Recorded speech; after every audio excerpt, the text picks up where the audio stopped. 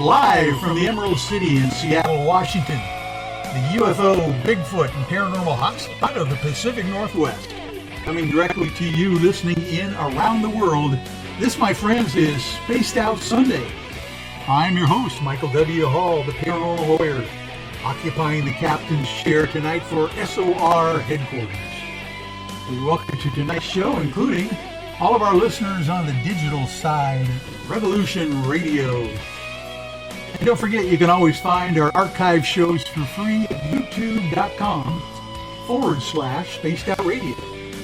Just do us all a favor and hit that subscribe button. Our website is spacedoutradio.com, where we have a plethora of features for you, including rocking out to some Bumblefoot, shopping at our Spaced Out Radio store, and getting up on Captain Shirk's SOR Newswire, and so much more. Tonight's show is brought to you by Chive Charities. Help make the world 10% happier by donating to Chive Charities today. You can find them on our website. And we are having a really great guest come back on to Spaced Out Sunday tonight, folks. It's going to be David Collis, regarding his expertise in the historical Jesus. Yes, that's Jesus of Nazareth. And maybe what he was really like. God, man, and leader of quite an amazing movement that changed the world. And we're going to be talking about that and other religions as well, I'm sure. The esoteric, the Essenes, the Archons, all that stuff tonight on Spaced Out Sunday. But of course, before we do, we're going to get back to our good old buddy Peter Davenport from the National UFO Reporting Center. And he is going to regale us on some really heartbreaking tips and sighting reports that have just happened. They've come into the National UFO Reporting Center. First of all, let's welcome Peter aboard. Are you there, Peter? I am. Good evening, Michael and David. Hello. Hello, David. Peter. Oh, good. We're all on board. It sounds like we can all hear each other. That's good. Well, Peter, you're on the road, I understand. I really appreciate you allowing us to track you down wherever you are out there in the big wide world. But I understand you've got some interesting reports for us this week.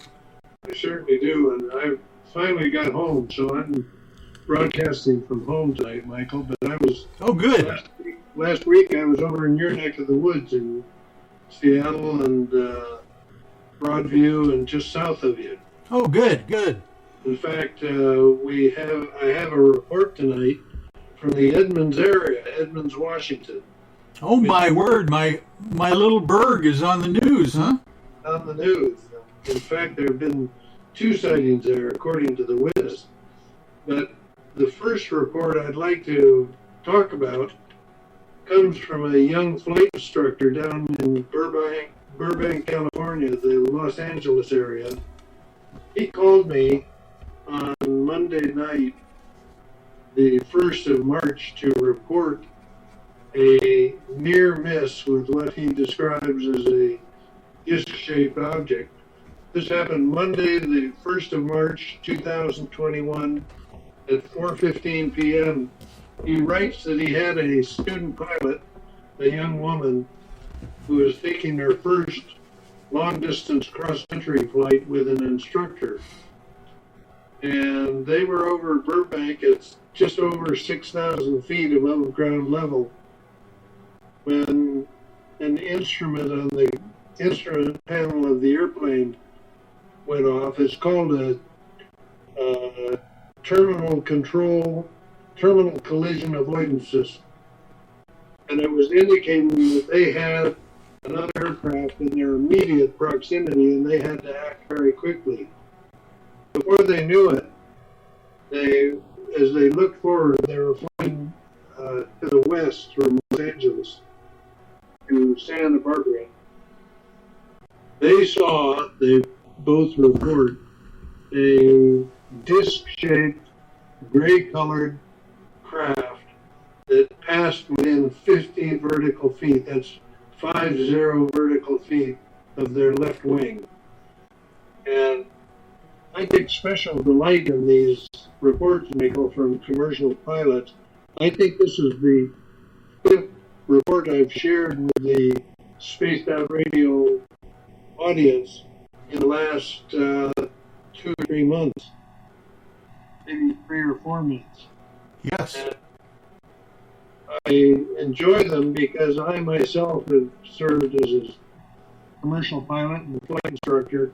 I know what it's like to have a student in a cockpit with you, and this is a good report. They were flying a Piper Archer, which is a single-engine, piston-driven, rather fast aircraft with a low wing.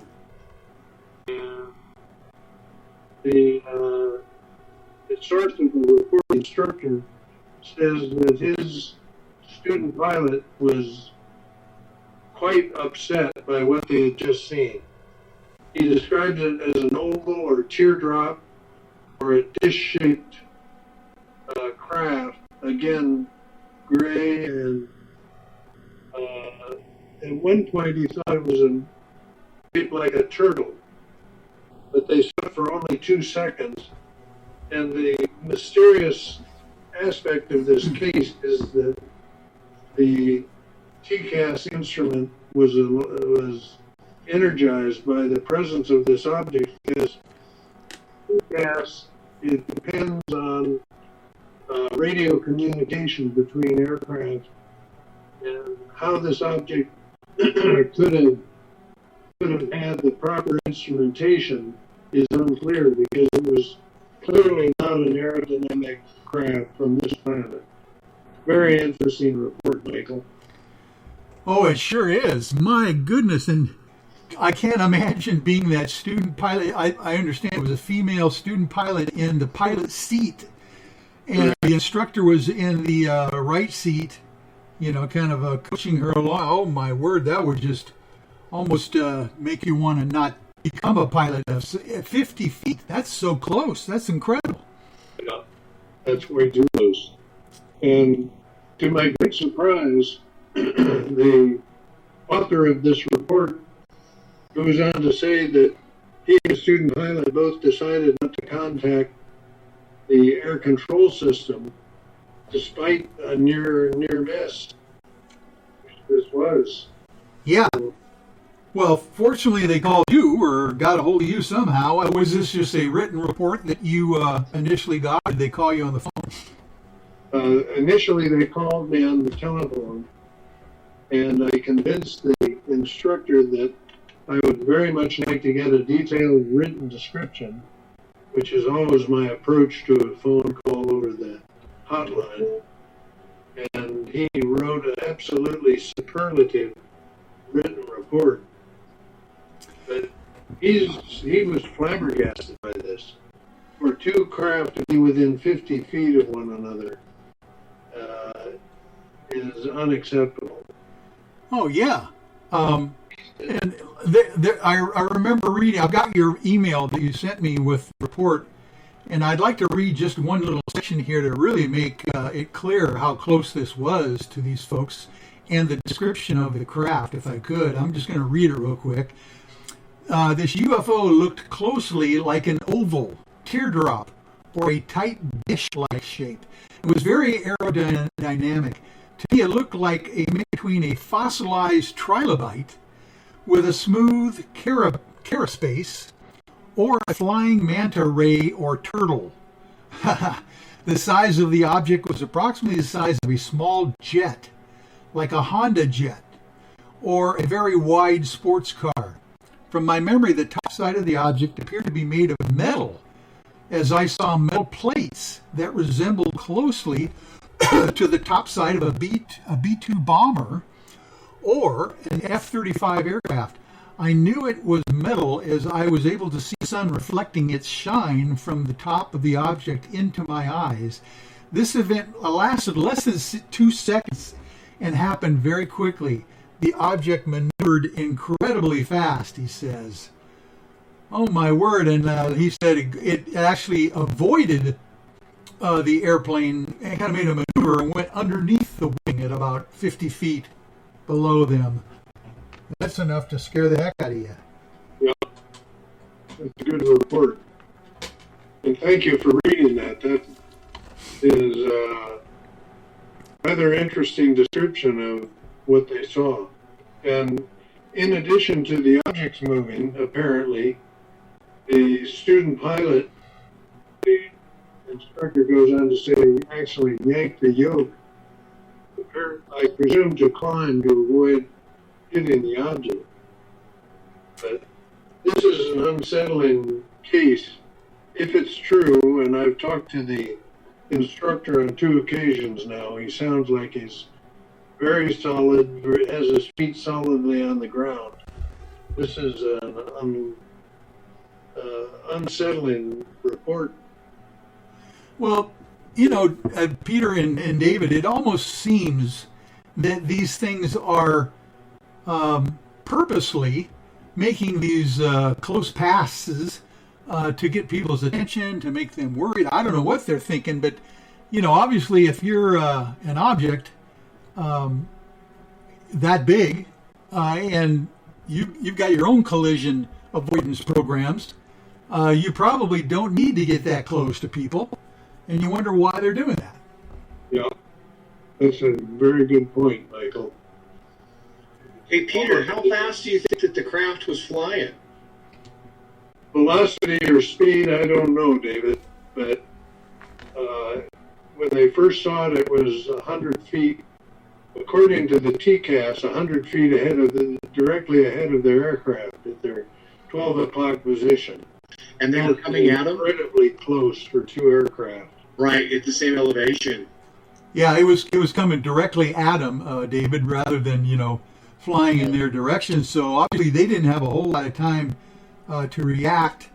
Here it is. The Garmin 430 traffic collision avoidance system was going off in his cockpit, giving me a collision alert. It was depicting the target at 100 feet from our position at 12 o'clock, right in front of him, and it was moving fast towards us.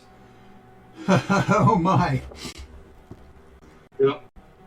That's an interesting report. And the student pilot said, "Oh, my God," and jerked the aircraft controls. So it looks like she was on the ball trying to avoid what was going on for sure. She was at least on her toes for sure.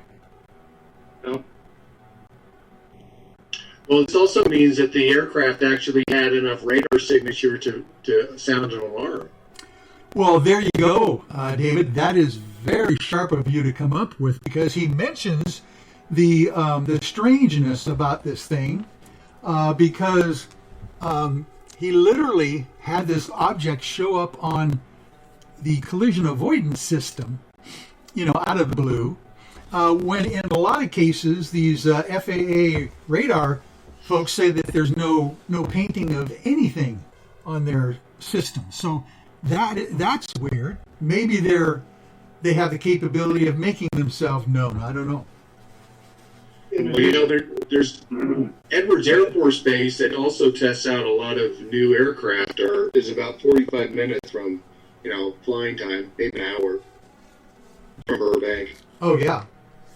Well, it was a possibility, but I hope that the people at Edwards aren't flying within 50 feet of private aircraft. Yeah, let's hope. Yeah, with student pilots, holy mackerel. Oh my, Peter, that's a great report. Thank you for that. Yeah, I was delighted to get that report, and as you can see from the copy you have, Mike, it's unusually well written, which I always appreciate. Yeah. This guy, I've talked to him twice, as I mentioned, and he seems to be a very sharp individual. So, that leads me to the second report I'd like to share, which is, this is the one from Edmonds, which I alluded to earlier, Michael. All right. A young woman reports that on the same day as the sighting by the commercial pilot and flight instructor, again, that was Monday, the 1st of March, I received another report from a young woman in Edmonds. And she describes a phenomenon that I have heard thousands of times now, a sighting of pale orange shapes, pale orange lights maneuvering in the nighttime sky. And she goes on to say that she was looking at the southwest sky and she saw 4 lights. It caught her attention because she had a quite similar sighting, she reports, on the 24th of February this year. And there were 4 lights, 3 of them oriented in a straight line formation, 4th one off to the side. Ordinarily, when I hear somebody talk about a formation of star-sized objects, my first suspicion is Starlink satellites, this project that Elon Musk is promoting and financing to put up repeater stations for connection to the internet. But this gal is convinced that it was not Starlink satellites. And moreover, they were maneuvering relative to one another and changing their position relative to one another, moving up and down and left and right. So that would not be consistent with formation of satellites.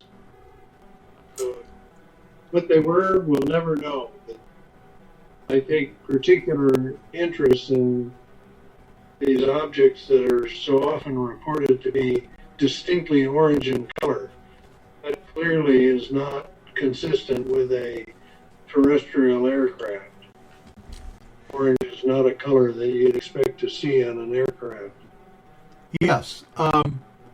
And as Luis Elizondo points out, that is one of the unique observables of these UAP that seem to maybe indicate the speed of that they travel, he says, dealing with whatever color they are showing at the time.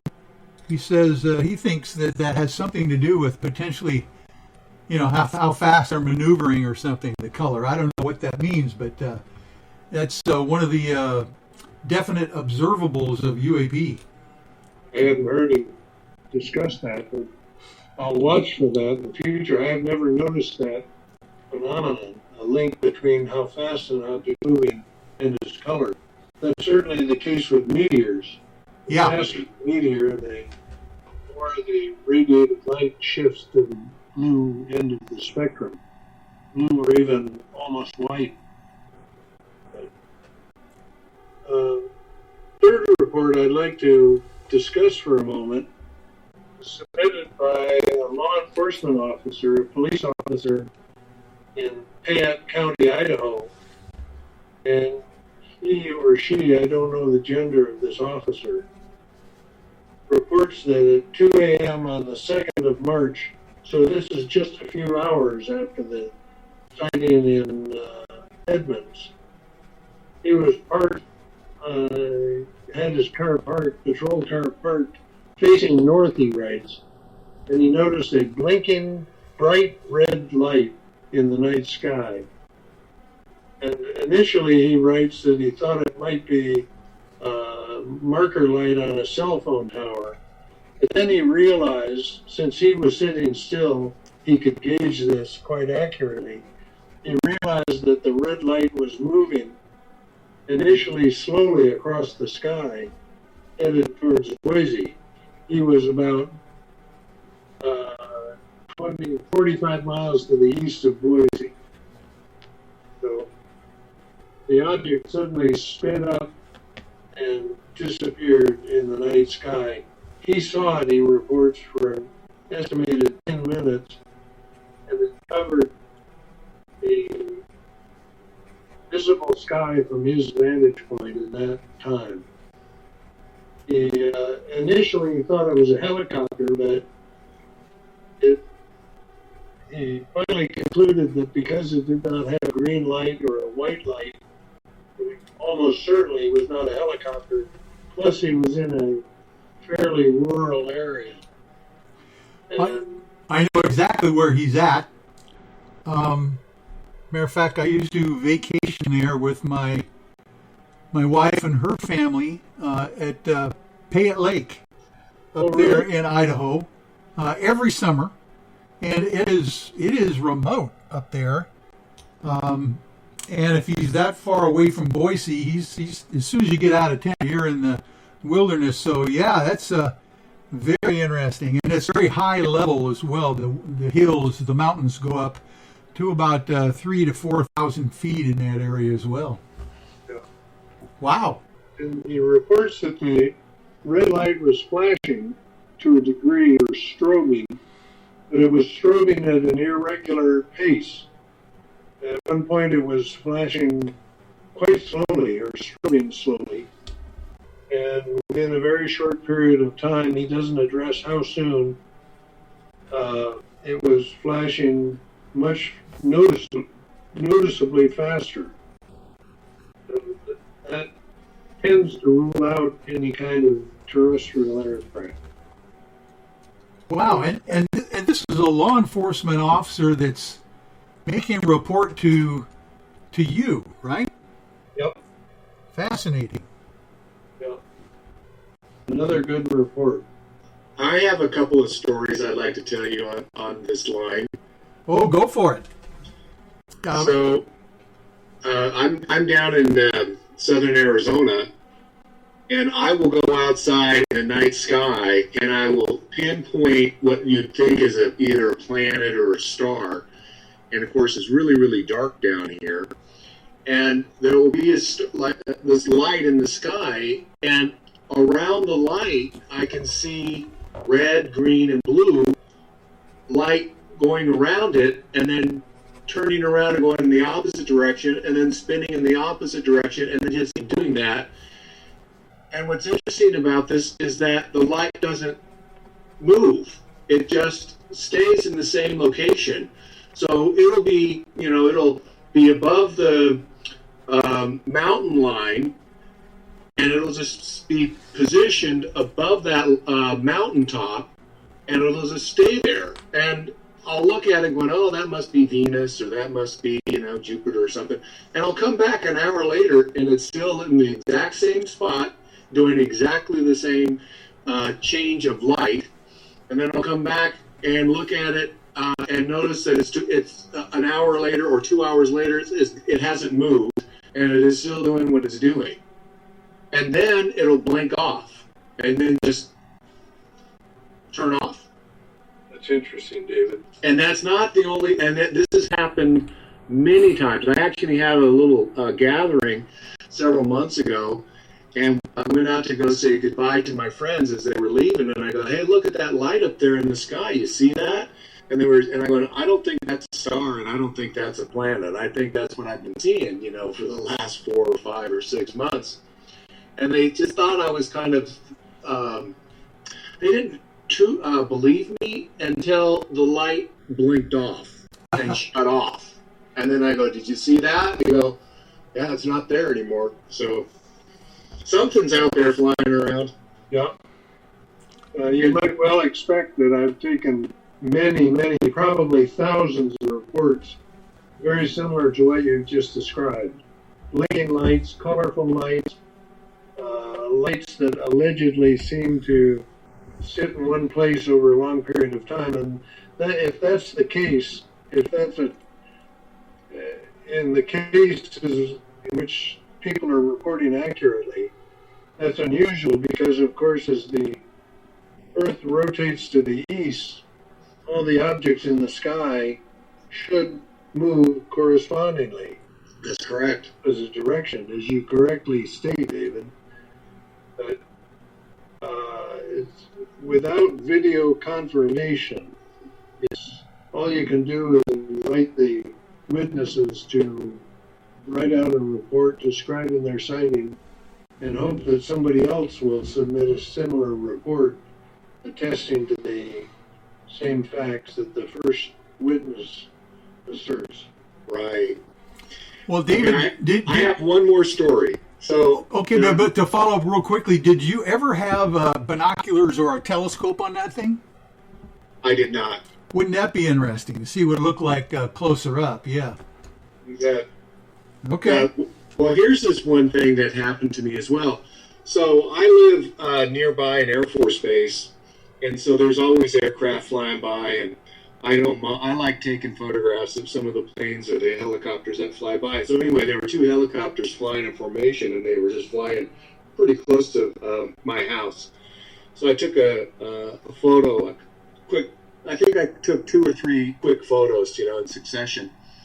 And it didn't seem like there was much, but then I blew one of the photographs up, and in between the two helicopters was an orb-like metallic object. Are you kidding me?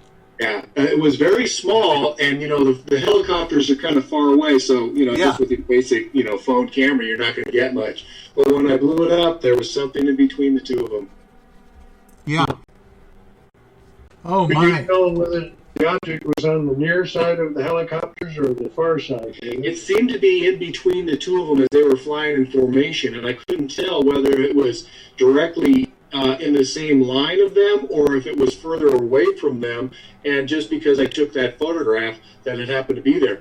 But since I took 2 or 3 of them, they weren't in the other photograph. They just showed up in that one. So it blinked on and blinked off really quickly. Oh, I see. Was this during the night or daytime? No, it was during the day. Oh my! If you'd ever like to write a report on that incident, please feel free to do so using our online report form. Well, okay. If you care to share the photo with your report, we would love to post it together with your report. I'll have to dig through some of the photographs that I took. So, okay, I'll do that. That would be fascinating if indeed we could. I mean, what I normally do for the UFOI team, submissions sometimes is post them, and then some people out there are pretty remarkable on what they can do to enhance these things and zoom in. So you never know what other people can do as well. Wow, that's fascinating. Well, Peter, now that we've kind of tickled people to do this, to send in reports and stuff, let's get down to the nitty-gritty and tell them how they can contact the National UFO Reporting Center and yourself. You bet. Thank you for that opportunity, Michael.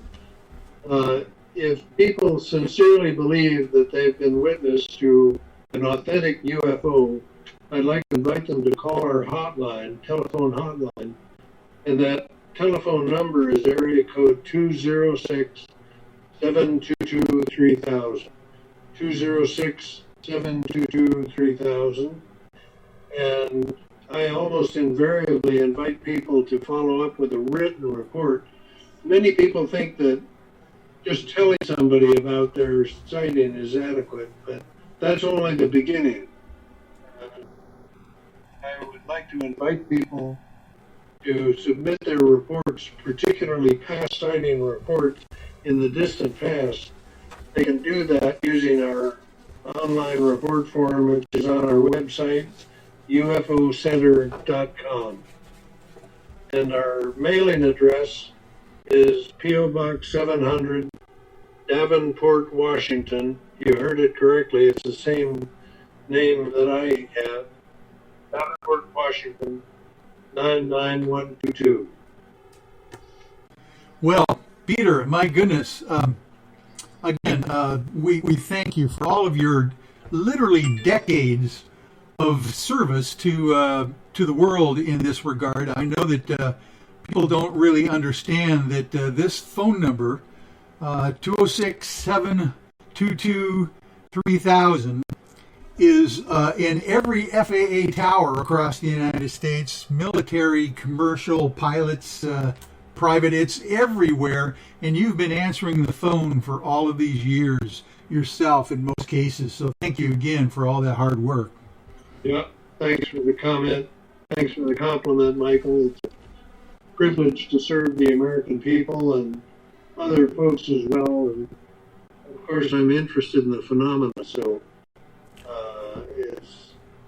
And by the way, these costs are not being underwritten by any any large program or government operation. So if there's anybody who wants to send a few dollars Peter's way just to help him out with day-to-day operations, that would be very nice too at the P.O. Box. So feel free to send in your $5, $10, $20 checks if you have the ability to do that. Thank you for that comment, Michael. I appreciate it. Yeah. Well, David, any other last parting questions you might have for Peter before we let him go? Peter, I just want to thank you for all the work that you're doing. Thank you, David. It's something I enjoy doing. I'm getting sort of long in tooth to be answering the telephone every day, so I may have to step aside from this job before too many months are out. But I've enjoyed it to this point. Wonderful. Well, we hope you get some chance to relax. And I mean, they talk about not having a day off. Literally, sometimes the most amazing sightings happen on Christmas, and your birthday and all that stuff. So thank you again. Thanks for the airtime as always, Michael. You're great to work with, and I appreciate the airtime. Alrighty, well, have yourself a wonderful week, and we will talk to you next Monday night, or Sunday night, if not sooner. Very good. Have a good week, and thanks. Alrighty. Good night. Wow. It's always very fascinating to hear all these stories. Oh my, David. Yeah, that was amazing. I mean, your sightings of your own UAP are quite astounding in themselves. I mean, the idea that you potentially even photographed, an escort by military helicopters of a UAP. That would this have been, for instance, if, for instance, you were going to compare this object that you finally saw in the photo compared to the two, the size of the two helicopters, would it have been a tenth of the size of the helicopter? Would it have been about the half the size of a helicopter? Yeah, I would say a tenth of the size or even smaller. When I took the photo, it didn't look as if there was anything between the two of them. It wasn't until I, enlarged it that I noticed that there was this object. Yeah. Yeah, that's what happens many times, I swear. Matter of fact, I have a hobby that literally I do this.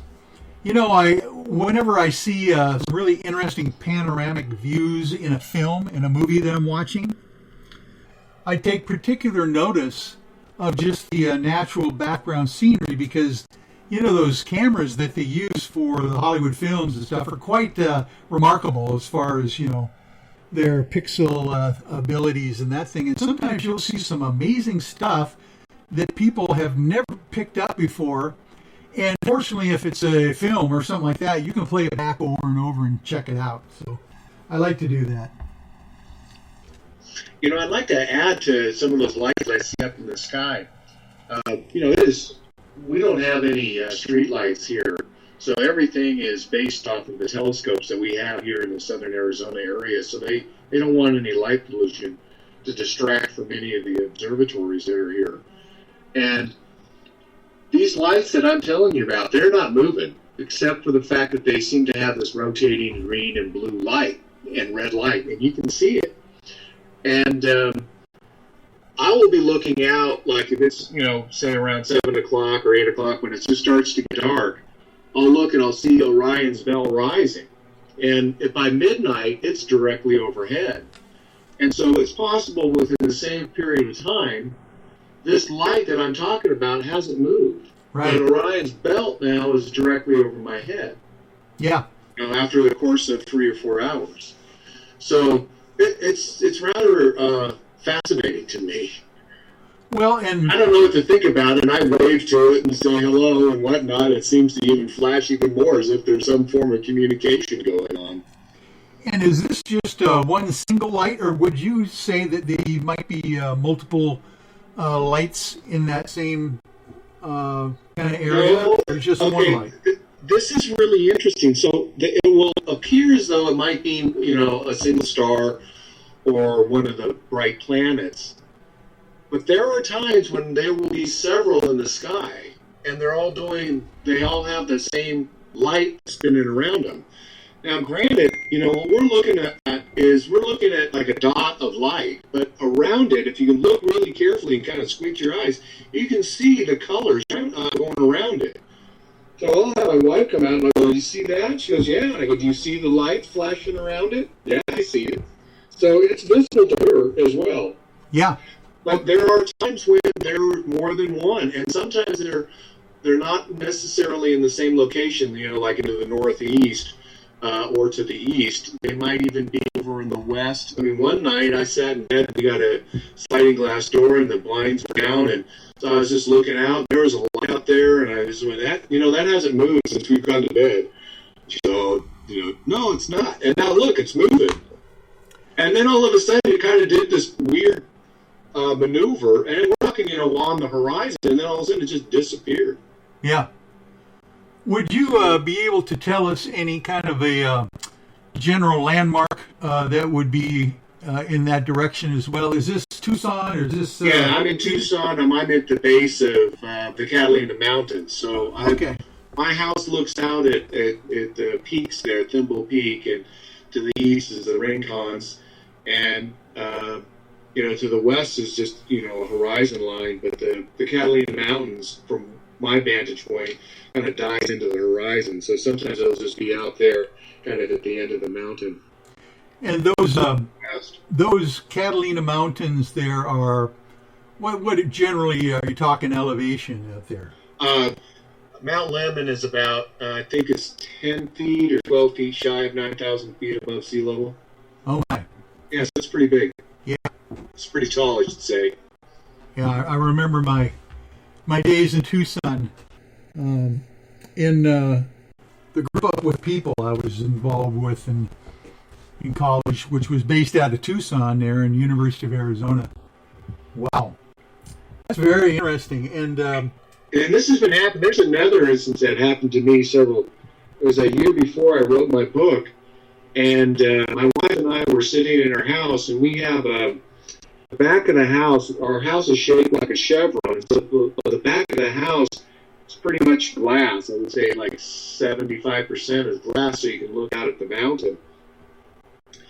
And one night, right before 4th of July, this green and white light shows up inside the house where we're sitting at the edge of the ceiling and the wall, and it just goes from one location of the house and just starts crawling along the corner of the ceiling and where the wall intersect. Yeah. And they crawled along the entire wall really slowly. We both was looking at it going, "What's this?"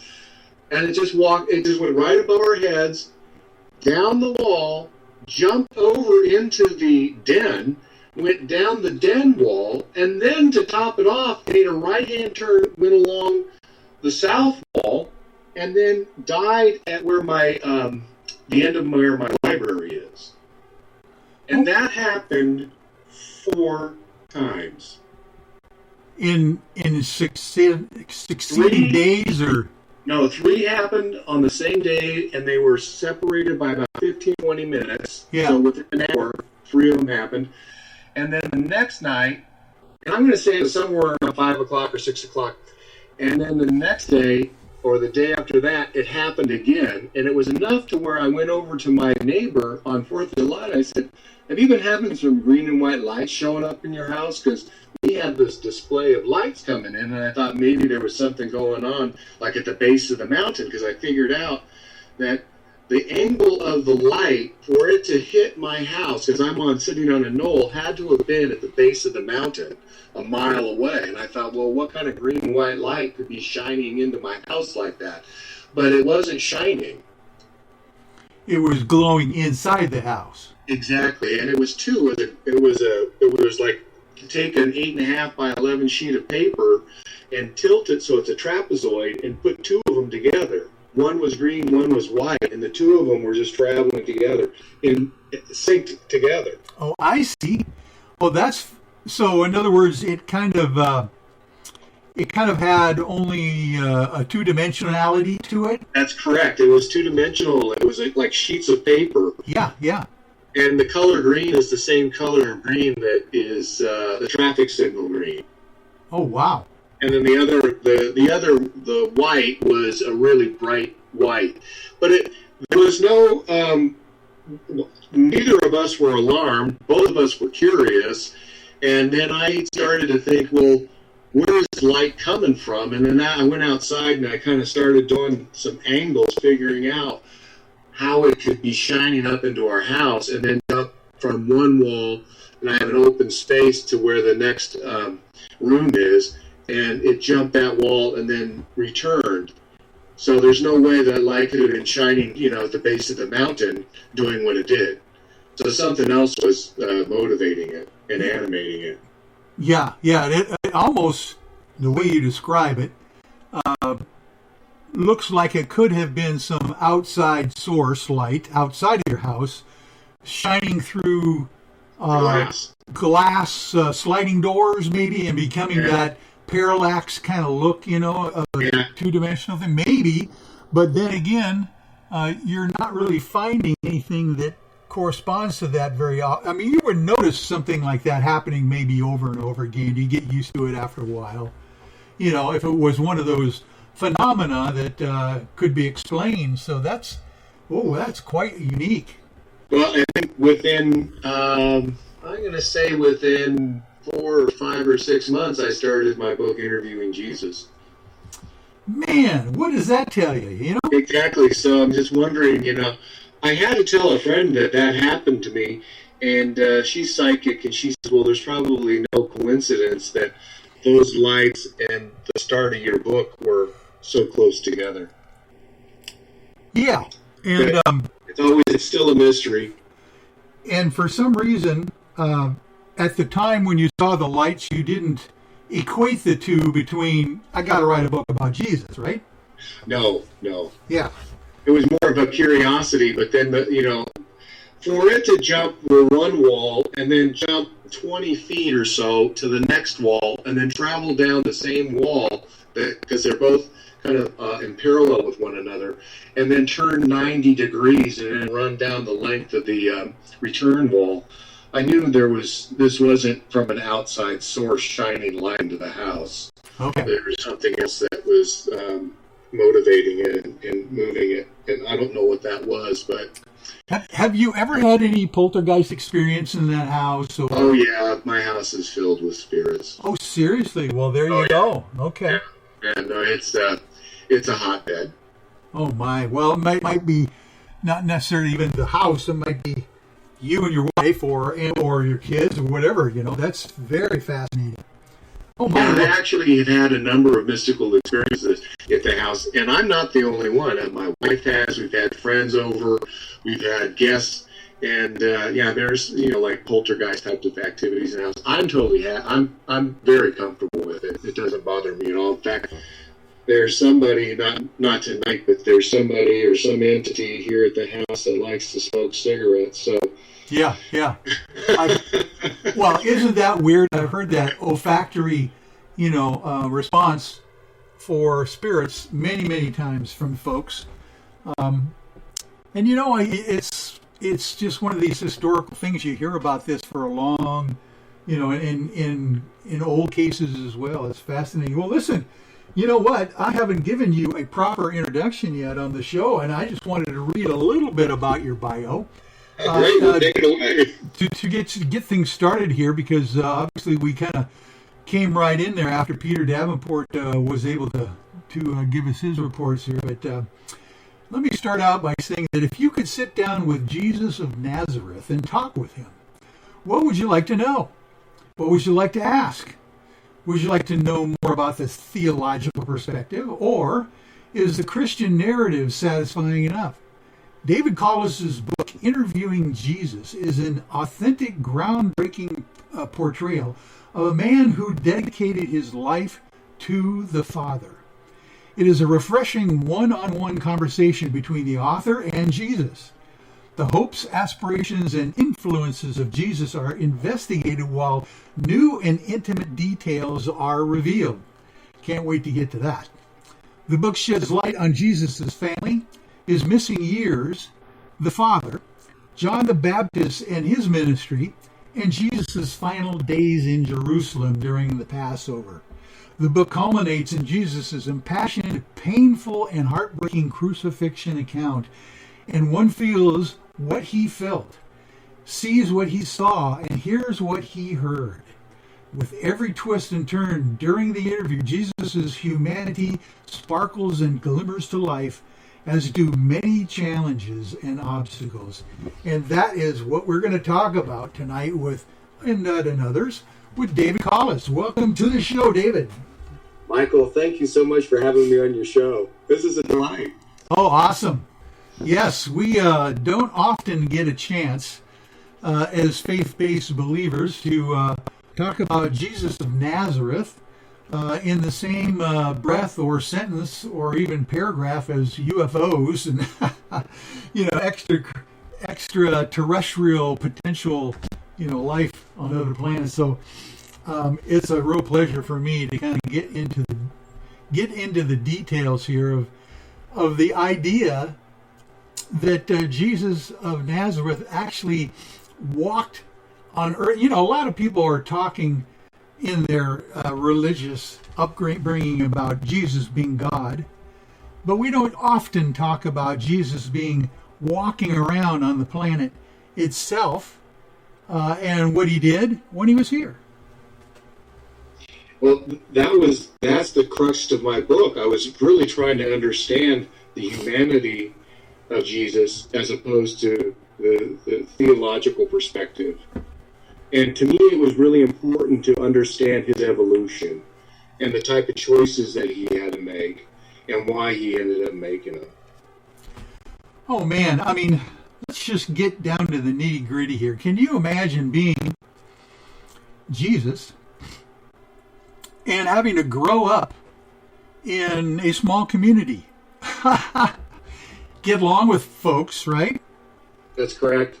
Tell us a little bit about what you think it was like for him as a child, maybe.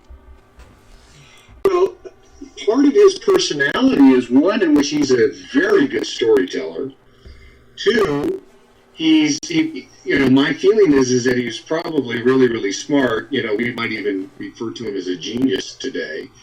I think that he was very outspoken. So he seemed to not be shy or bashful about wanting to say what he felt and what his opinions were. And based off of my research and the research that I did with his sayings and the frequency when he spoke, there was one subject that he spoke about the most, and that was money. And within that category of money, there were different ways in which he used metaphor to describe money in some way. And so there was the person who owns an estate and has some type of cash crop, they're growing something. There's the other one where there's a merchant. There's another way that he uses money about investment and little gains and bad management, good management and good workers and complaining workers, and who gets the most money and who doesn't. And there's also another aspect to money that he talks about, and that's working with your hands. And then the last one was inheritance. And I started to imagine Jesus being able to speak so easily and eloquently about these different types of ways in which money is made and spent and used, and all the kind of the turmoil that you would have if you own something and then you're having labor disputes or not being paid, etc. And I thought, this sounds to me like this man is coming from a position of wealth, and he knows this very intimately. And that's the other kind of personality trait that I noticed with Jesus, is that when Jesus speaks, he's always speaking from a position of knowing and a position of authenticity. So when we talk about the type of upbringing that he had I'm not going to say it's like a super privileged, but it's definitely a position in which their family were merchants in some regards, or they owned some type of farm, and they had helpers and servants and help doing the work, and that they were, taking their product to market. So I think that. Correct me if I'm wrong. Wasn't it his uncle Joseph of Arimathea, pretty rich guy, maybe a merchant himself? Yes. So and then of course his mother Mary is referred to as in Luke, woman of means, along with Mary Magdalene and a few others. So Jesus is now a rich, he comes from a fairly wealthy family. He had his own brothers and sisters, and then he also had half brothers and sisters, from his stepfather's previous marriage to Mary. So Jesus was involved with a fairly large family. Now the question is whether or not any of the stepbrothers really had a direct influence on him, and it's possible that they were old enough, because Joseph was apparently a lot older than Mary was. That maybe they were old enough that they had their own lives, so they didn't have a lot of connection with Jesus the way you'd think that, his other brothers did. But Jesus did have 4 other brothers, and he had sisters. Yeah. That were from Mary. Isn't that fascinating? People don't really think about that. That's right. You don't think about that he had brothers and sisters, and that he had, that most likely he came from a fairly well-to-do family. So what does a well-to-do family have? In a Jewish connection, it has it has status. It has the Jews are very group-oriented. They think and help others and within themselves and within their community. And it would make a lot of sense that Joseph had connections to other people in position. And not just him. He just wasn't like an isolated individual that had his own little farm off somewhere. And most likely he grew up somewhere in the neighborhood of Sepphoris, but near the Galilee. Interesting. So you've even gone back to a little bit of the roots of the family history as well. I tried to understand his personality through some of the new psychology of family dynamics. Right. So Jesus, my guess, is more of the mystical type, and I kind of get the impression that Mary was too, since she's had the visions of the angels, right? And so now we're kind of getting back to the paranormal here that opened up the show. Just think about all the paranormal activity that was occurring at the time that Jesus was born and afterwards. So.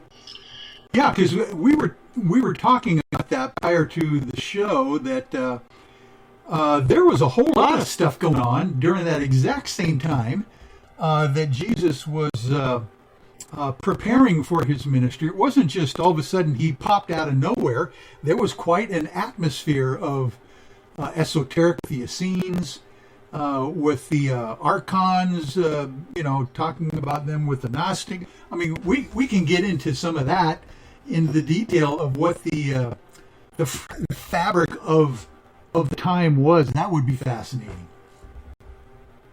Well, the first century, when I was reading that section of the historical evidence, was a bit of a microcosm of, or a parallel to what we're experiencing here in the United States today. So there was a lot of turmoil, there was a lot of frustration, there was a lot of anger, there was a lot of angst, there was a lot of where is this going? There seems to be no solution to any of the problems that were facing the Jews. They were occupied by the Romans, and the Romans had a tendency to allow the country that they occupied a lot of leeway to be able to do what they felt like they needed to do, but when things got a little dicey, then they would have to step in. And so at the time that Jesus was born, we have a new governor showing up, and the reason why you have a governor is because the situation is getting a little out of hand, and they need to have more presence there. The Romans needed to have more presence. They needed to have, their their legions there. They needed to have their occupying force there. And so they wanted taxes. They wanted to keep peace. Yeah. In other words, there was a fomenting, an uprising. That's right. In the works at the time Jesus shows up. Yeah. And so there were two major aggravating, well, there are several different aggravating forces that were at play at this time. And one was the Herod the Great. So Herod the Great was not of the royal dynasty. So that was a problem because he was half Arab. And the Jews felt that that was an aberration and it was ungodly, right?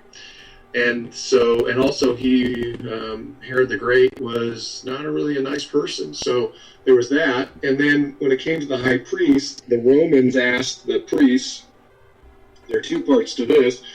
The Romans wanted sacrifices made every single morning in the temple for Caesar. So that didn't, the Jews didn't like that. And also, Rome had a way of appointing their high priest. So instead of the Jews appointing their own high priest, the Romans came in and they pretty much just said, you're going to be it. And it seems as though who they chose was willing to give them money. That's my guess. Yeah. So it kind of went to the highest bidder. There you go. So between a half king and his children and the false high priests, that really are not part of the line of Aaron, and the sacrifices that were being made in the temple, which is supposed to be the holy place of God, to the Roman Empire, that just got everybody just really upset. And then I think on an economic level, there was a boom time. So during Herod the Great, he was building all kinds of buildings. There was Masada that he built. There was all of the, Jesus, I believe, was born and raised and spent time, was in Cyprus. That area was being rebuilt and modified. And then Caesarea Maritima, which is this is now a port city, was also being built. And then a few other things were being built, the temple being one, and then more projects for Herod. So there seems to be a big building project going on, and a big building boom going on. And I think that there was a lot of money that was circulating, and then I think maybe there was a time that it started to crash, like normal kind of economic downturns. And so you're going to start hearing Jesus talk about those people who are not getting paid, in his parables. Yeah, right. So there's a reason why Jesus is using parables, and there's reasons why he's talking about this, is because people are identifying to the fact that, here they were doing all this work and they're not getting paid for their work and they're crying to heaven, So Jesus is addressing current conditions. And Jesus had a very amazing way of taking current conditions and turning them into wisdom sayings and wisdom parables. Yeah, definitely. He definitely had a knack of that for sure. Oh my, this is great stuff, David. We're going to take our break actually here for our first break of the hour. So kick back, relax. You got 6 minutes to do whatever you want to do, and we're going to be right back after this on Spaced Out Sunday. Fantastic. Looking for creative ways to get your company out in public? How about advertising on Spaced Out Radio? Our sales department is waiting to hear from you. We can work around any budget. From commercial spots to banners to special promotions, there are many opportunities to get your name and product out to our SOR listeners. For a price guide and more information, please contact us at sales@spacedoutradio.com. If you like it hot, real hot, then heat up your meals with Bumblefoot hot sauce. Get your Bumblefoot hot sauce today. The sauce, Bumblicious, and the 4 million Scoville unit Bumble.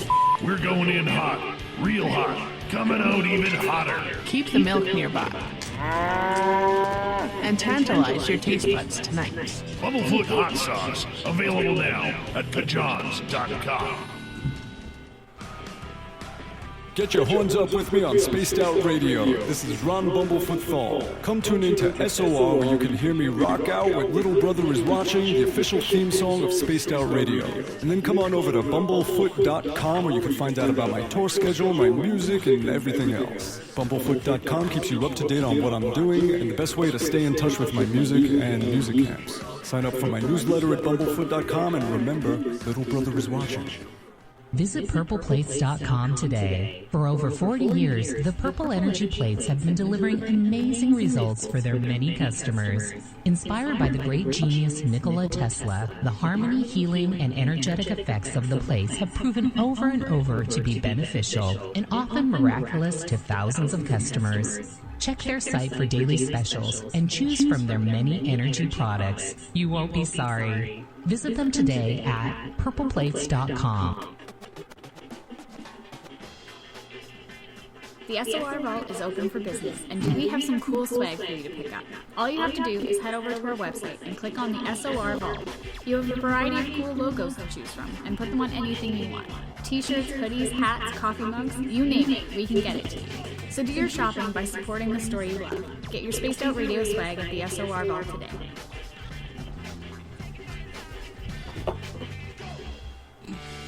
Hey everyone, I'm John Edwards. And I'm Stacey Edwards. Together we're taking over Saturday nights on Spaced Out Radio, where we're going to bring our own experiences of the paranormal and talk to the best people we can find to help bring you answers to your strange tales. We're here to entertain your need for weekend. Woo! So tune us in at spacedoutradio.com starting at 9:06 Pacific, 12:06 a.m. Eastern, where we can all get a little spooky together. Spaced Out Saturday nights right here at spacedoutradio.com. We are scouring the world for the most intriguing stories of your day. Take the time to read up on the SOR Newswire, where our team, led by Captain Shirk, will deliver to you some of the best paranormal and supernatural news, along with some stories that will blow your mind from the weird to the wacky. It's the news outside the news that piques interest, and that's what we're looking to deliver to you. The SOR Newswire, only at spacedoutradio.com. We all know on Spaced Out Radio we love a good beard and mustache, so why not take care of your facial hair with Mighty Moose Beard Oil? Made in Canada, we're taking care of beards and stashes around the world. We use 100% natural ingredients with our oils and balms to make your whiskers feel silky smooth. Use promo code SLR2019 at MightyMooseBeard.com today. Hi, this is Amber Becker, and I want to invite you to subscribe to our YouTube channel where we store all of the SOR show archives for free. And as an added bonus, every 2 weeks I'm posting brand new content on Cryptid Tales, where I will get into some of the spookier legends and folklore from around the world and tell the stories that go with them. Find us at youtube.com/spacedoutradio and check out Cryptid Tales today. Drop a comment and let me know what you want to hear. See you there. Are you an experiencer of something strange that can't be explained? Do you want help finding out what's going on? I'm Ryan Stacy, head of the Experiencer Support Association, otherwise known as TESSA. We've teamed up with Spaced Out Radio to investigate cases filled out in the SOR Sightlines report. We are independent and there's no cost to what we do. All we need is your experience. Let's find out what's happening together on the SOR Sightlines report. Hey Space Travelers, this is John Resig, founder of the Chive and Chive Charities.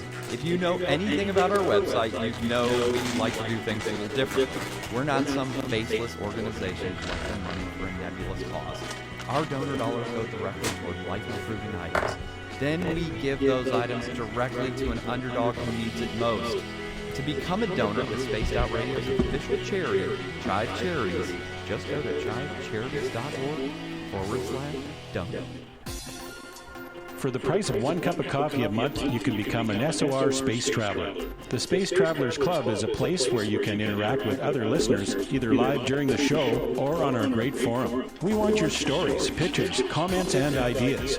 You'll get live video streams, exclusive content, and be a part of our newsletter. Stay in touch with everything SOR. The Space Travelers Club is just $5 a month at spacedoutradio.com. Hi there, this is Dave Scott, and I'm bringing you the Woo every Monday through Friday on Spaced Out Radio. I'm going all out to bring you the strangest, oddest stories and subjects I can find for your entertainment. Why? Because when we hit peak Woo, I know I've done my job. So come tune us in at spacedoutradio.com, 9:06 Pacific, 12:06 a.m. Eastern, and together, my friends, we own the night.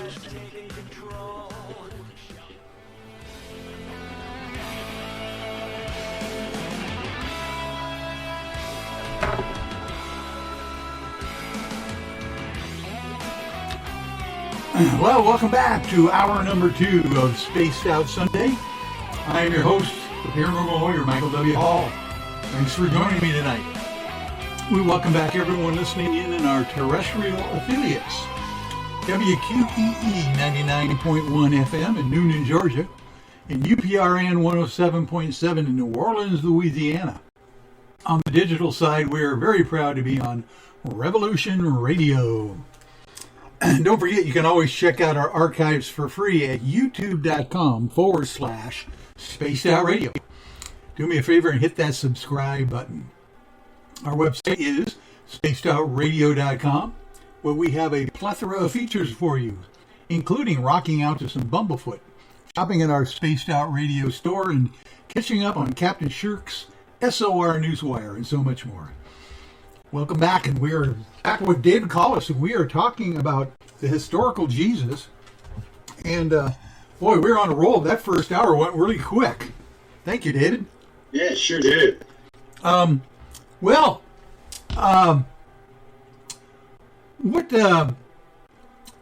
you started this project, I mean, my goodness, David, what a remarkable project it would be to even think that you would be able to describe and get into the idea of sitting down and actually having a conversation with the historical Jesus. Tell me how you got in that mindset. It seemed to unfold very slowly and seemed very methodically. So prior to writing the book, I had given a 4-part lecture series at the Unitarian Church here in Tucson on the Gospel of Thomas. And one of the things, part of my background that I've had to involve myself with was, psychology. And I was really fascinated with the type of, let's just say, adherent or follower of Jesus when it came to the Gospel of Thomas, because the Gospel of Thomas is a very difficult gospel to read. There's no narrative. It's just Jesus and his parables and his aphorisms, and they have a lot of Greek philosophy to them. They're talking about time and the self and a number of other very big, weighty, meaty topics. And I started to ask myself, well, what kind of person would be here listening to this, right? Because it's not the easy peasy kind of way of explaining anything. I mean, the way Jesus spoke in the Gospel of Thomas is he would just throw these things, these ideas out, and you were there to contemplate them, think about them, and there's never any question on what he meant. So they were just these really kind of pithy statements that were very, very, very dense and very deep, and some of it sounds very gibberish. So I was really fascinated with the concept of trying to understand the person that one would be saying these things, and then two, the audience. Who was his audience? Because the way I looked at it was, if you kind of compare it with math, this would be calculus, and that meant that whoever is taking calculus already had to have algebra and geometry and trigonometry, and they would then have the wherewithal to be able to kind of deal with calculus. And I thought, well, there's a process here, so I just can't imagine somebody just coming in there and just sitting down and hearing these types of sayings. So that started to really kind of churn up the inside of me to try to understand on a more historical and a psychological level who Jesus really was. And I had to look at all of his sayings from the New Testament, at least the ones that the, say, the Jesus Seminar felt that were the most authentic. And then from there, try to imagine how somebody arrives at these understandings. So we know, since we were older, that you have to walk a life to be able to understand some very deep, wisdom sayings. And I kind of imagine Jesus is like the MVP of baseball. So how did he get there? And so that there are steps involved, and he had to be involved in each of those steps. So I kind of knew that there was a progression, and then I tried to reverse engineer his life. And so that's kind of the purpose of the book. Well, the purpose of my exercise was try to deal with that puzzle. And then along the way, things started to open up.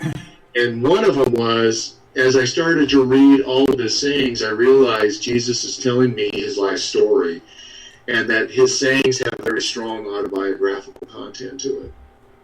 And that was a real big revelation. Very interesting. So he was not afraid to go there as far as being personal with his stories. That's correct. So Jesus seemed to be using his own personal experience to talk about very deep and profound religious and spiritual ideas. If someone asked you, let's put you back into that time frame and say that David Collis not only has some expertise, but was able to actually travel back in time and talk with Jesus of Nazareth himself, like he does in the book. What would be the most unique or maybe surprising thing that you would be able to tell us about Jesus that you kind of didn't realize until you got into it? Okay, so there's two parts to this. So let's just imagine the first part, if this is the question that you're asking.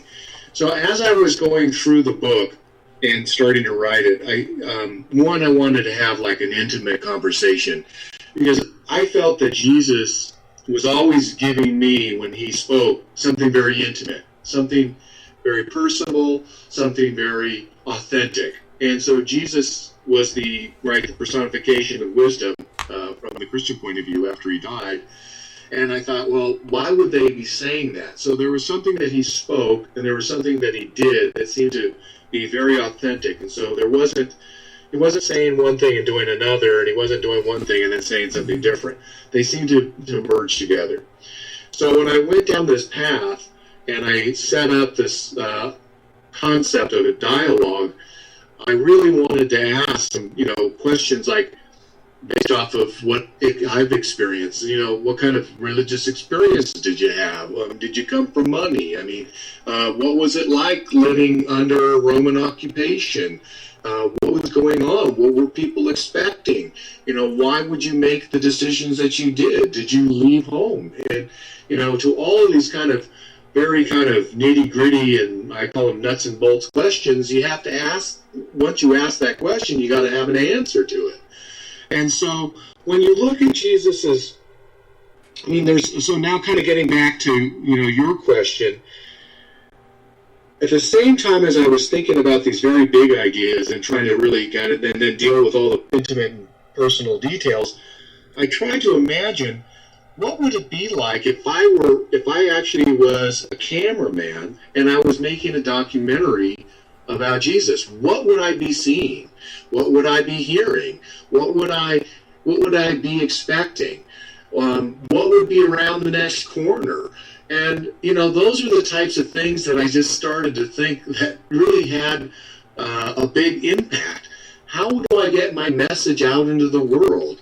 Who does that? Do I? And then I started, as I went through and sifted through his sayings, I realized, Jesus had this interesting, very, very fascinating kind of process that he was involved in. That was, he would have his disciples go out into the village before he arrived to get people excited, almost as if they were putting up, I grew up at the beach, so whenever there was a surf movie coming up, you'd start seeing all the surf posters coming out saying, there's going to be a surf movie at, the junior high school, on Friday and Saturday night. And there are sayings that Jesus is pointing in that direction, that he sent his disciples out ahead of him to get people excited so that when he showed up, there was already kind of a built-in audience. Yeah, so yeah. That was one of the things that I discovered. Like the advance men, send them out ahead of time and stuff, and oh my. So that was one. And then the other one was, I did a comparative religion, and I spent time reading Hinduism and Buddhism and Taoism, particularly the Eastern, and then I also kind of did some work with more of the Western esoteric philosophies. And I noticed that there was a lot of similarities between the Buddhist ideas and the Hindu ideas and the Taoist ideas, and some of them were direct quotes. So I thought, wow, I don't think any of his followers at that time or any of his disciples at that time left Judea. I don't think that they spend much time outside of the state of Galilee. I mean, they might have gone down to Jerusalem, but I seriously doubt that they went to, up into present-day Turkey or Syria, and I seriously doubt that they went down into Egypt, let alone anybody going to the east, to India. But based off of Jesus' sayings, it would seem as though Jesus had some direct relationship or direct contact with India. So there are, when he says, when the Father, I become less and the Father becomes more. I know I'm kind of bastardizing that saying, but he is saying these things, that as he becomes less, the Father becomes more. Well, that's a Buddhist concept. Jesus' ministry has a Buddhist element to it as well, in which he is using the ministry to get rid of his ego in many respects. In the Gospel of John, Jesus says that Father and I are one. Well, that's a Hindu concept. That's exactly what Hinduism deals with. When Jesus says, "Do unto others as you want to do unto do others as you want them to do unto you," that's Confucianism. And then when he speaks about the lilies of the field, notice how they grow, they don't toil, etc. That's Taoism. So I asked myself, did you go to India? Right? You had to have gone to be exposed to these kind of teachings, and it seems as though he had some direct contact there. Well, and so that too, again, was one of the big revelations, as was, I believe, that his sayings are coming from personal experiences. Yeah. And obviously these kinds of esoteric sayings are wider in scope than you would expect from a general adherent to the Essene lifestyle and thought, don't you think?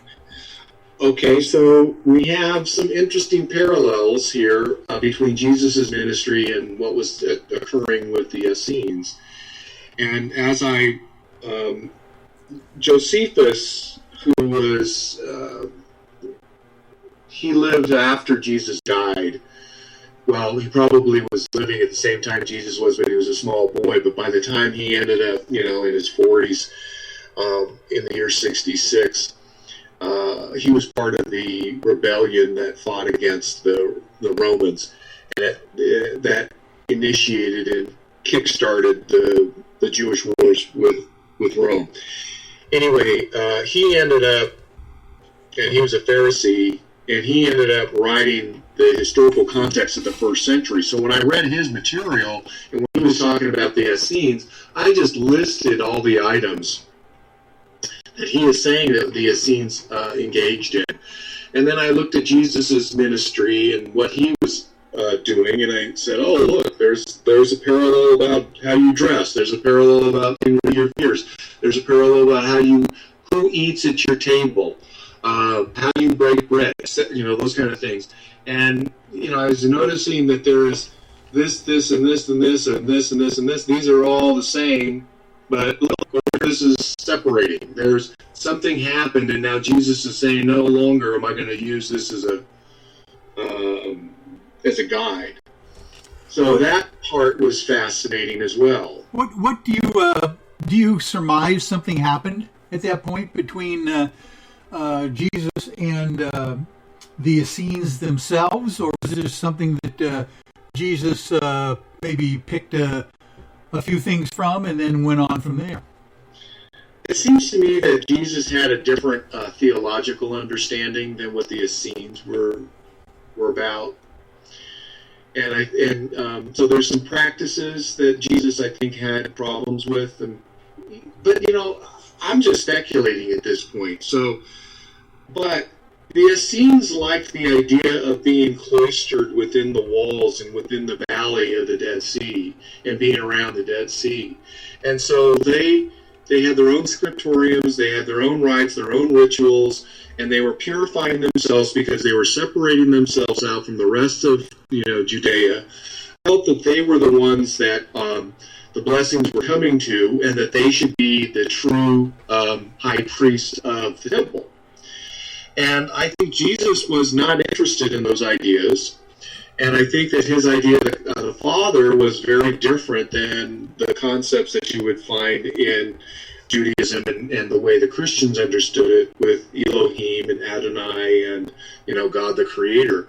I thought Jesus had more of an understanding of the divine, not just on a personal level, but on a more mystical level.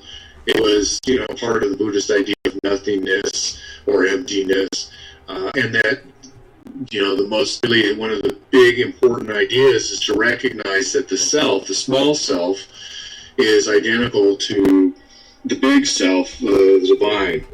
So the constitution and the substance of the small self, you, and the big self, the divine, are one and the same. And so he spoke in those terms in subtle ways.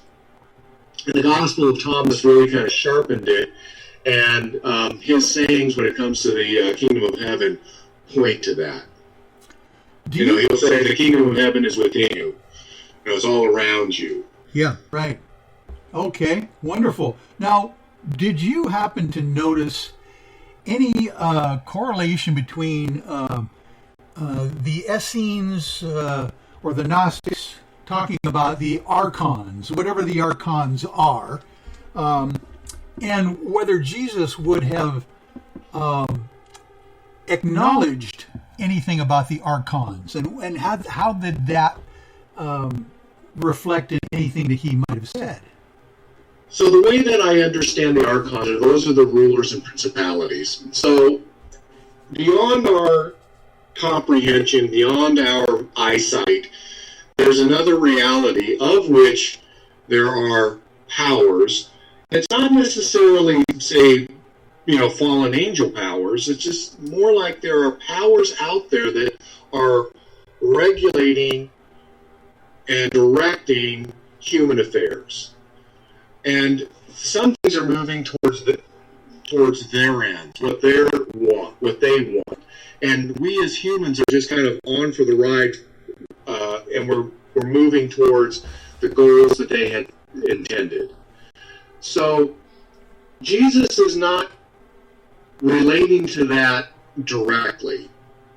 Paul refers to that, but Jesus is he seems to be aware of that, but that doesn't seem to be the motivating factor of his ministry. He was really interested in the concept of uniting people together through wisdom and through compassion. And would it be correct to assume that Jesus' concept of the archons, the fallen angels, the devils, that possess some of these people that he's, saved and stuff, are much lower than, for instance, his father, God, who would have been above everything and didn't trifle with those kinds of guys very often, do you think? Well, Jesus obviously was very familiar with the hierarchies of heaven, so to speak, and he was constantly being confronted by, demonic presence. Yeah. And he was also, we read, he was directly influenced by angelic presences, so good ones, right?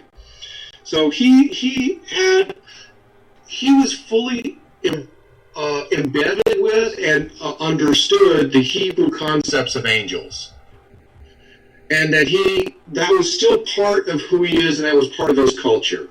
But I also think that he did manage to get to India, and he spent time with gurus over there, so there was another layer to his wisdom that is from the East, and he tried to bring that in very gently into his ministry and to share with his followers. But that's a little bit like Albert Einstein trying to talk the theories of relativity to people back in the Middle Ages. It just would have been a daunting task.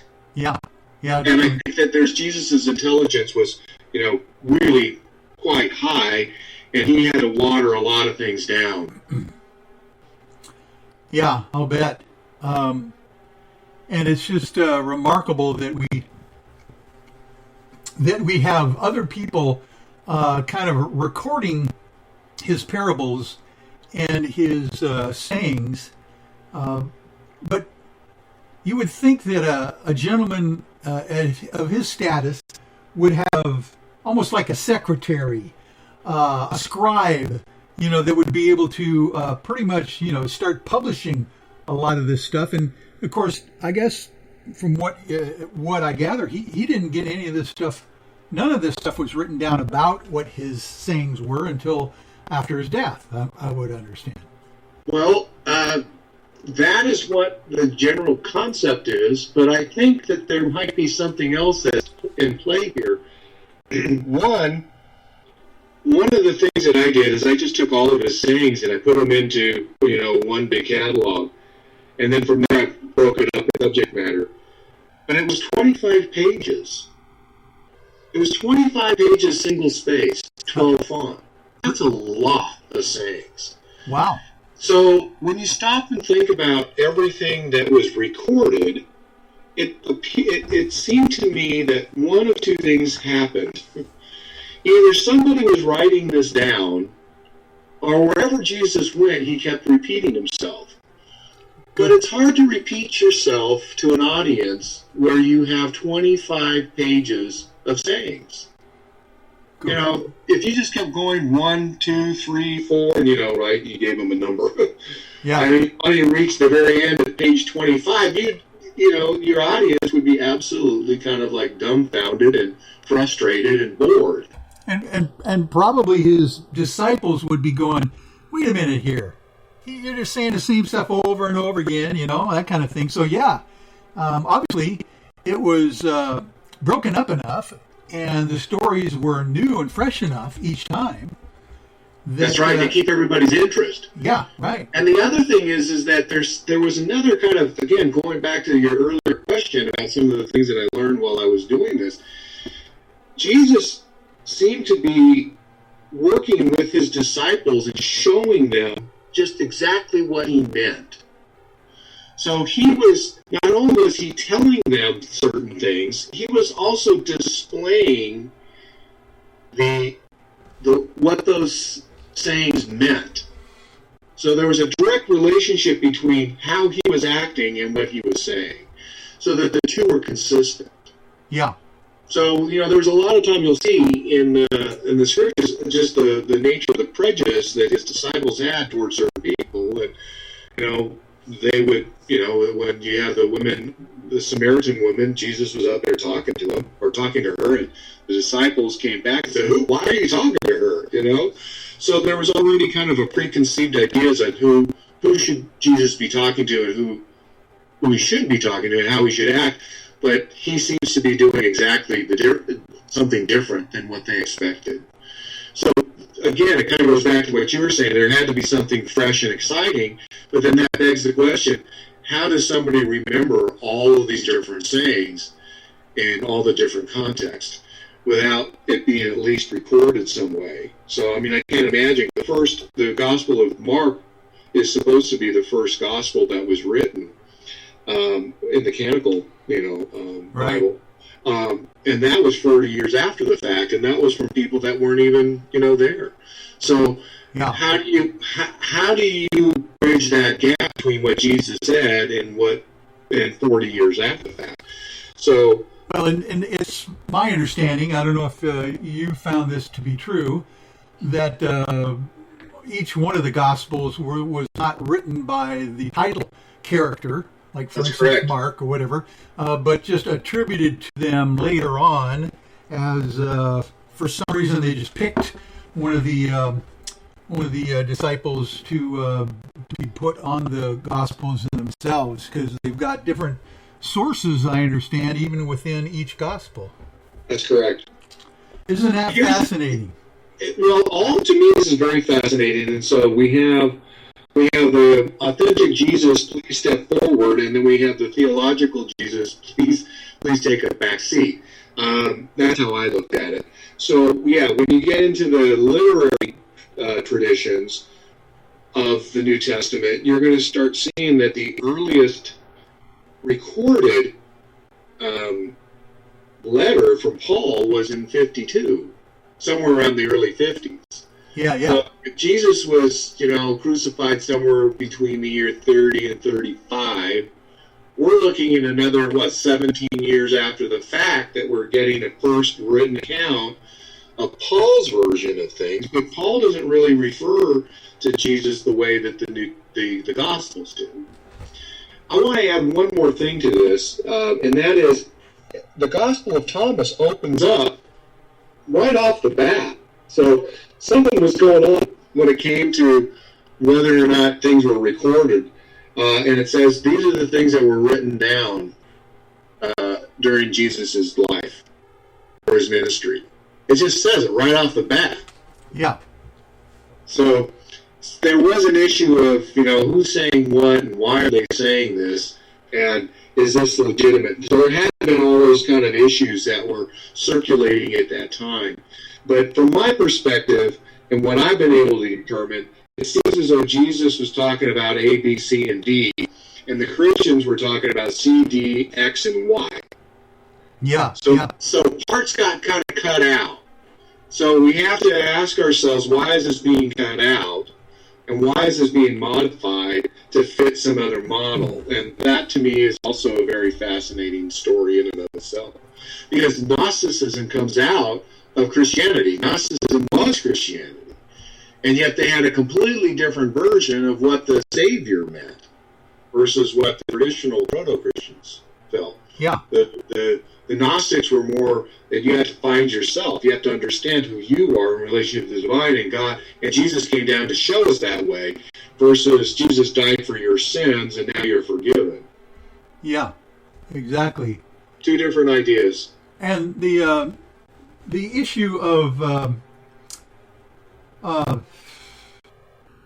the Dead Sea Scrolls, not mentioning anything. I mean, people allude to the fact that maybe the teacher of righteousness was an allusion to Jesus, that kind of thing.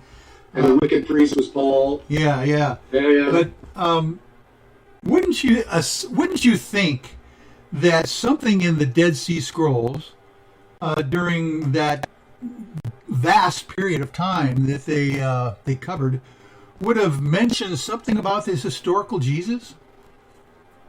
Well, that's if you believe that they were written at the time of Jesus. Most likely, a lot of the material was written before Jesus. And then if Jesus was an Essene, he might have spent time with the Essenes, and then he split from them. Maybe they wouldn't really want to talk about him. But, there was so much material in the Dead Sea Scrolls. I mean, you have the story about the righteous, the man of righteousness, and you have the wicked priest, you have the purity laws, you have, what it means to be an Essene, you have what it means to be the Essene community, and then you have all the books in the Bible except, I think, for Esther. So they were recording. I mean, you want to know how accurate things were. The Essenes were extraordinarily accurate in copying what we refer to as the Old Testament. But they decided, I think it was the Book of Esther that they didn't want to have in there. And then they had their own writings. And so what's fascinating is they talk about the Holy Spirit in some of their poetry. Oh my! And they talk about breaking bread and what it means to be together, eating food, and and then they had this whole communal relationship of how they were trying to purify themselves and all their body issues and flatten all the concepts of sin out of their community so that they would be ready to receive God, who was going to, they have a whole story on the battle between good and evil. There's an entire written account about that particular idea, and that they felt that they were living in the end times. They were at day 6, of the week, and or maybe it was day 5, and then the next day, the next period of time was going to be this wrath of God being poured out, and part of it was going to be cleansing the temple. So, Jesus doesn't talk too much about the concept of the temple, other than that the kingdom of heaven is inside you. So the kingdom of heaven inside of you has a kind of a basis to it already that is in conflict with the idea of the temple. Because God is not in the temple; He's inside of you. You're the temple. Right. So that was the shocker of the New Testament. It's like, whoa, he's going around the priests. That's right. He's going around the whole religious establishment, and he's getting rid of the king of Israel, and now he is being showered with those accolades. As he's the King of Kings, and he's in the book of Hebrew. He is he's the high priest. Well, you can imagine, David. I mean, my gosh, the Old Testament has been around forever. All of a sudden, this young upstart guy comes along and claims there's a New Testament now, and that you don't have to buy off the priests. You don't have to do the the money-changing sacrifices, at the temple and stuff. I mean, that was just got to be heresy at the time. Yes, it was. And let me just add some more to this, because this, to me, when it finally kind of like dawned on me, I was just so kind of overwhelmed by it. So we are thinking that this is now a particular period of time in which the Savior is going to come, and he's going to save Judea from the Roman occupation and for all the corruption that's going on, both with the royal family and with the high priest. And Jesus comes along, and instead of saying things like, okay, just like in the time of David, I'm going to go ahead and, knock off Goliath. Or like in the time of Moses, God's going to part the Red Sea, and I'm going to be the one with the staff. He doesn't say any of that. He says the kingdom of heaven is like a mustard seed. So you can kind of imagine how confused his disciples were, because Jesus is not talking about the stories that you would normally find in the Old Testament. He's bringing up brand new ideas. The mustard seed, the sower, right? Oh, yeah. The kingdom of heaven is like, and you fill in the blanks, because there are 22 sayings, 9 themes into the kingdom of heaven.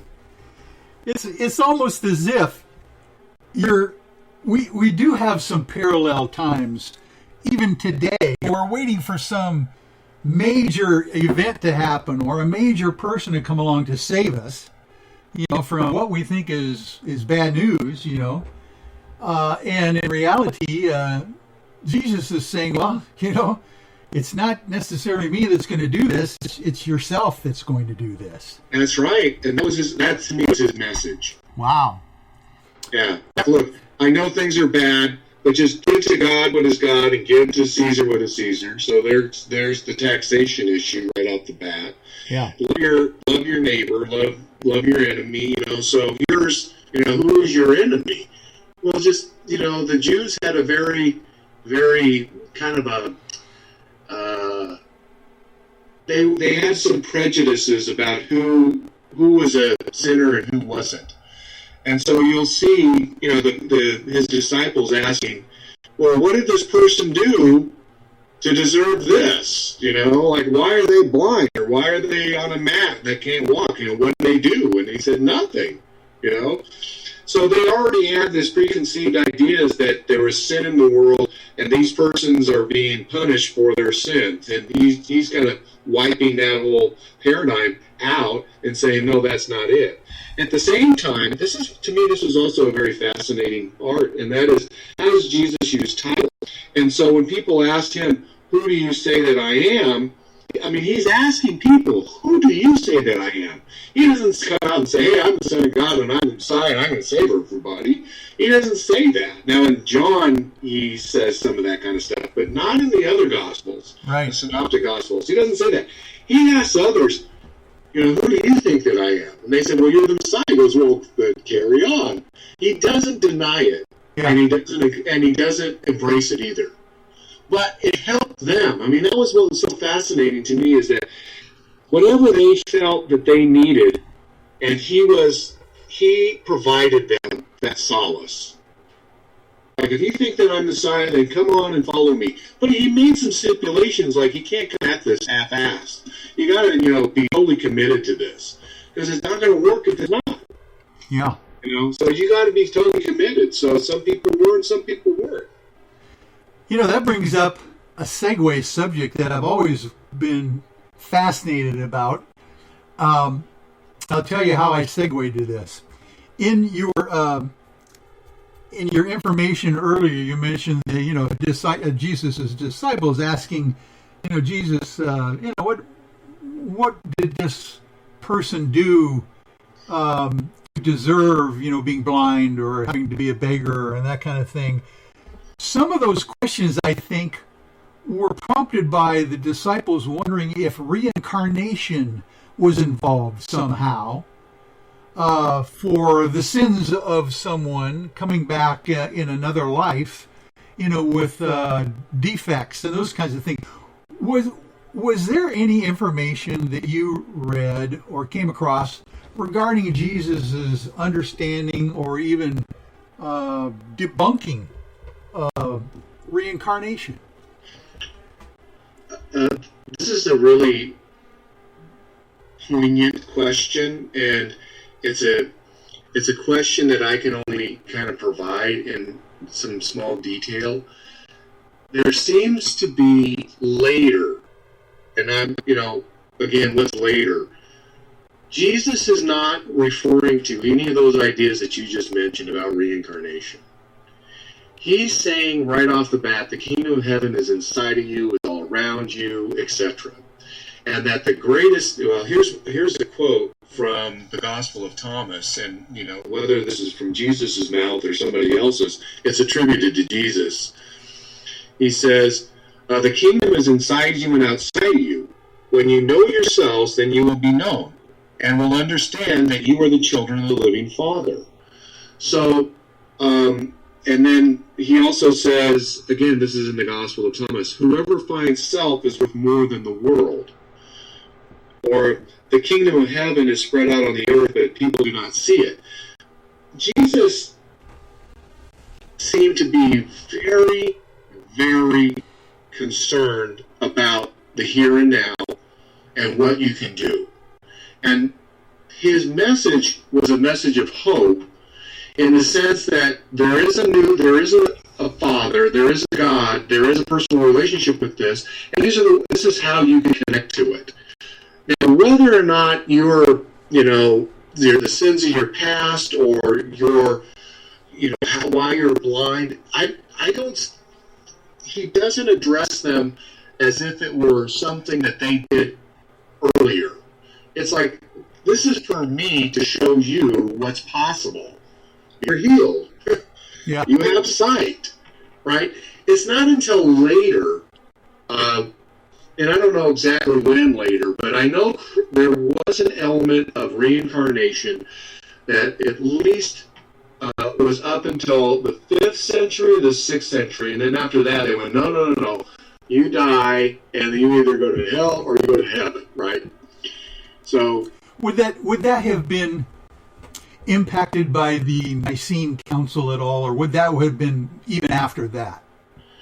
It was even after that. But the Nicene Council did a couple of things, and one is that it eradicated the Gnostics right off the bat, and it made that heretical. I mean, and then that was more heretical meant that it was illegal. Yeah. So Rome gave a lot of leeway for spiritual understanding. I mean, a lot of leeway. But they also drew a line and they said, this is it, and anything on the other side of that line is forbidden. And it's, there's a punishment to that. And so the Nicene Creed did that to the Gnostics, and then they were grappling with the concept of, in the Gospel of John, Jesus, he's the only begotten Son. Well, how can you have a begotten Son if you are beyond creation? So there was a real kind of conundrum during the first 300 years on Jesus' divinity. Was he fully divine? Was he fully human? What was he? Is a hybrid? Was he not? Was he not really human? He was only God? I mean, how do you approach him? So the Nicene Creed and the Nicene Councils trying to, one, do away with these other ideas that the Gnostics were pushing and propagating. And the other one was, how do we codify the New Testament and which books should be in there? And what should the theology be? And the Nicene Creed is the kind of the final culmination of what they were thinking and how they wanted to present Christianity to the world. Because at that time, I call it the zoo. There were all kinds of ideas about what Christianity was after that, and what books should be included, and what books were being circulated, and who was reading what. I mean, it was just this huge, massive amount of information. So the Dead Sea Scrolls were kind of part of it, but not exclusively. And then you have the New Testament, and you have some of the other literature outside of what we would refer to today as the New Testament. And then you have the entire Nag Hammadi library that was discovered, in the Egyptian desert in, 1947 or 48, by two Bedouin boys. And they were looking for fuel. They were looking for logs, because it was cold. And they were looking for fuel, and they found a jar. They were poking around in the ground with their staff, and click, there's some jar down there. They dig it up, and out comes the Nag Hammadi library. How would you characterize the difference between the Nag Hammadi library and the Dead Sea Scrolls? What are the difference? Well, the Nag Hammadi library really liked Greek philosophy. That's one. And then part of the fascination that I have with the Gospel of Thomas is that the Gospel of Thomas has the style and the structure and the cadence of Jesus' wisdom that you find in the New Testament Gospel are found in the Gospel of Thomas. So some of them are very short, they're aphorisms, there's not long parables, there's no narrative. As you get further down the road from Jesus' death, and you start getting closer to the 2nd century, and you start getting into the 2nd century, Gnosticism kind of moves from that, I call it like the Zen koan, Jesus' Zen koans, to more metaphor, to more allegory, to bigger concepts, more mythic ideas. And you have, this is battling that, and Sophia, was a bastardization of the primal cause, first cause, and she did this, and she didn't realize she was doing things wrong because she didn't get it right. And so they were really trying to figure things out. So you're going to find those stories in the Nag Hammadi library. You're going to find Greek philosophy and kind of Jewish, new contemporary Jewish thinking in the Nag Hammadi. And then you're also going to find the influence of the mysticism that you find in Egypt. Okay, so that said, the Dead Sea Scrolls was a very different beast. They were really trying to think, and this is kind of like, this is what I understand it, and the way I look at it today is that they were really trying to purify themselves so that they can separate themselves out from all the corruption and all the morass and all the dirt and all the craziness craziness that was going on at that time, so that they can present themselves as the true Israelites, the true Jews, who are in proper alignment, both in thought and in deed and in food and in practice, and they were in their own community, unstained, unblemished, so that when God shows up, which was supposed to be right around the corner, that they would be able to present themselves to God in this way. And the Gnostics are trying to work out in a funny way, like Paul says, they're working out their salvation by really trying to understand who's God, who are they, and how does this connect to philosophical ideas. And, you know, it's a much more philosophical and mystical way of looking at kind of the other side of nature, right? The thing that you can't see. Yeah, they're really working that out. They were really the Gnostics were the thinkers. That's right. They were trying to figure it out. And they have a tendency of they're more like a little bit like the hippies. But it's like, oh yeah, we're just going to think about these really big things, and we don't care about, you know, building anything. And we don't really care about creating a community and who's in charge. We don't want all that kind of stuff. Yeah. So, I mean, if they were running around in like their version of tie-dye, that's what they would be doing, you know, whereas the Dead Sea Scrolls, they were really serious. I mean, don't get me wrong, the Gnostics weren't like, you know, they were serious too, but, you know, there's another layer of within the Dead Sea Scrolls in which those people were very, very dedicated and very, very serious about what they believed. Oh, yeah. No, it's kind of like what you would refer to as maybe the fire and brimstone, you know, type of people. Exactly. Yeah. Good point. So here's an interesting question before we get to the top of the hour here. What put Jesus of Nazareth on the map for history? Oh, wow. Good point. Okay, so, you know... In other words, what I'm saying is that there were probably other teachers, other rabbis, at the same time. Matter of fact, we know there are, you know, in sake of Scripture, they're talking about some of these guys, you know, competing out there. But what do you think was the turning point for Jesus, you know, rising above it all? Right. Okay. So this is a question that I've had to really kind of grapple with, because we're dealing with somebody who's head and shoulders above everybody else that, you know, they're dealing with. And just think about the type of people that he's addressing. With the exception of, like, Joseph of Arimathea and, you know what, I'm just drawing a blank. In the Gospel of John, there was one of the Pharisees, or one of the priests that came up to him, and I forget his name. Caiaphas? Well, no, it wasn't him. It was more somebody who was sympathetic to Jesus. Okay.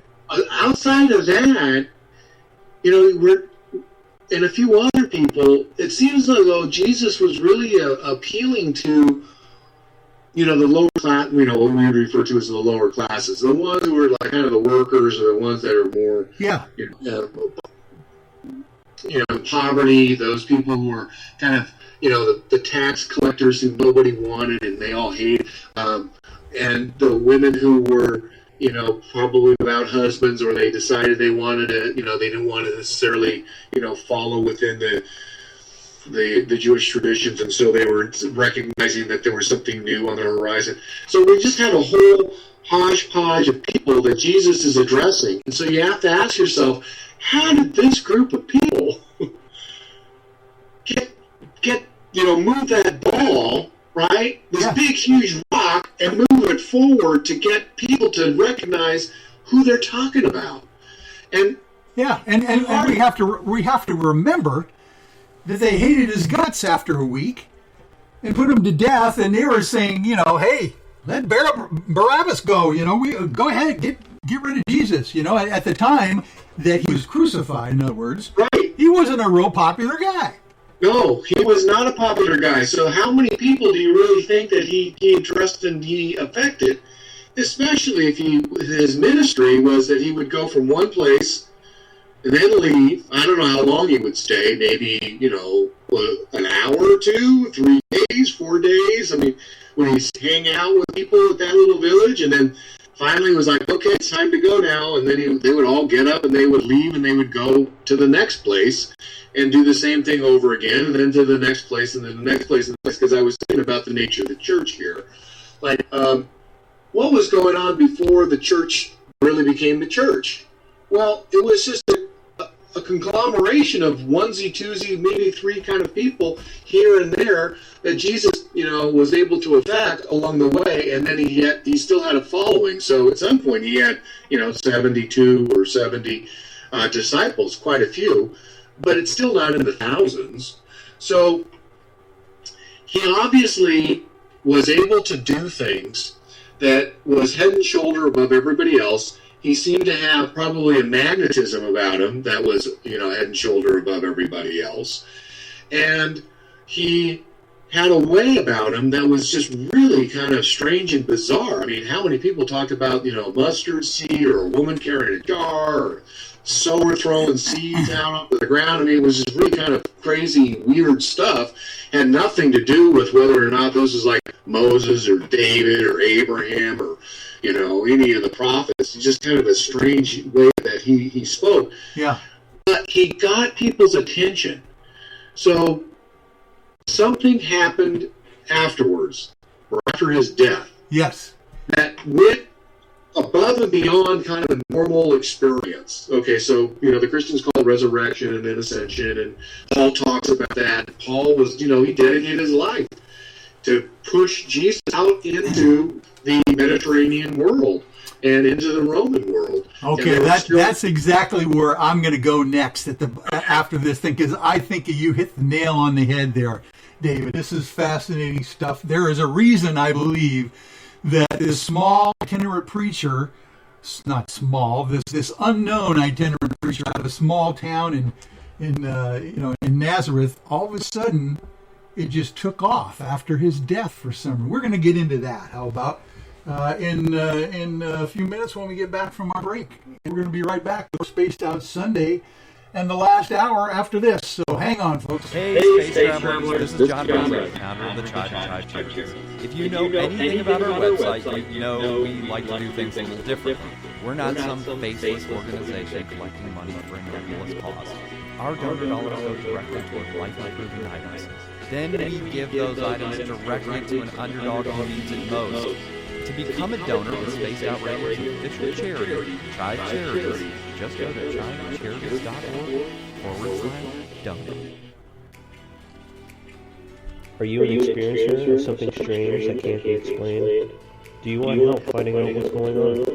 I'm Ryan Stacy, head of the Experiencer Support Association, otherwise known as TESA. We've teamed up with Spaced Out Radio to investigate cases filled out in the SOR Sightlines report. We are independent, and there's no cost to what we do. All we need is your experience.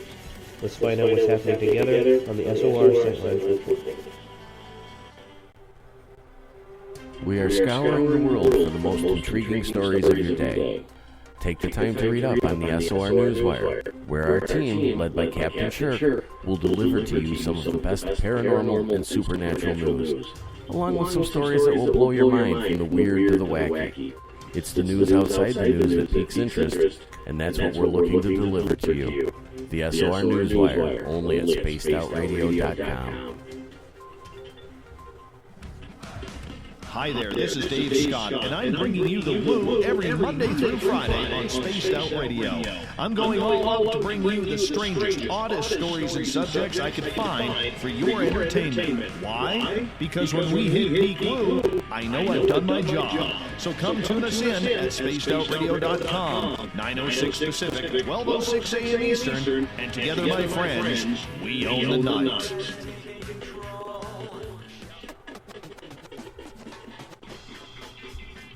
The SOR Vault is open for business, and we have some cool swag for you to pick up. All you have to do is head over to our website and click on the SOR Vault. You have a variety of cool logos to choose from, and put them on anything you want. T-shirts, hoodies, hats, coffee mugs, you name it, we can get it to you. So do your shopping by supporting the story you love. Get your Spaced Out Radio swag at the SOR Vault today.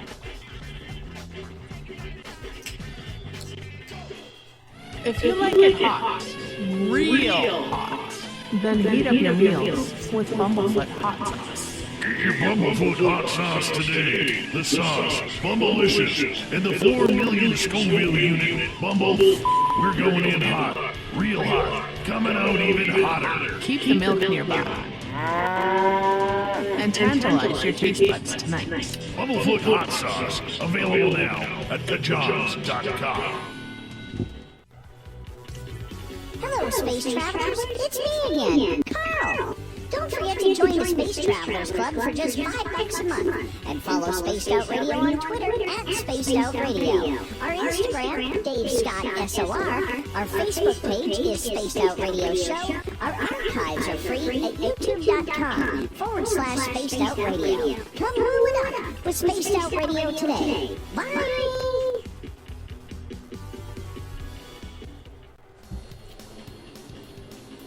We all know on Spaced Out Radio we love a good beard and mustache, so why not take care of your facial hair with Mighty Moose Beard Oil? Made in Canada, we're taking care of beards and stashes around the world. We use 100% natural ingredients with our oils and balms to make your whiskers feel silky smooth. Use promo code SOR2019 at MightyMooseBeard.com today.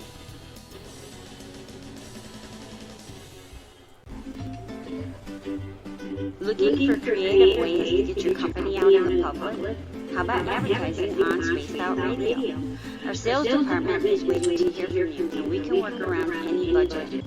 From commercial spots to banners to special promotions, there are many opportunities to get your name and product out to our SOR listeners.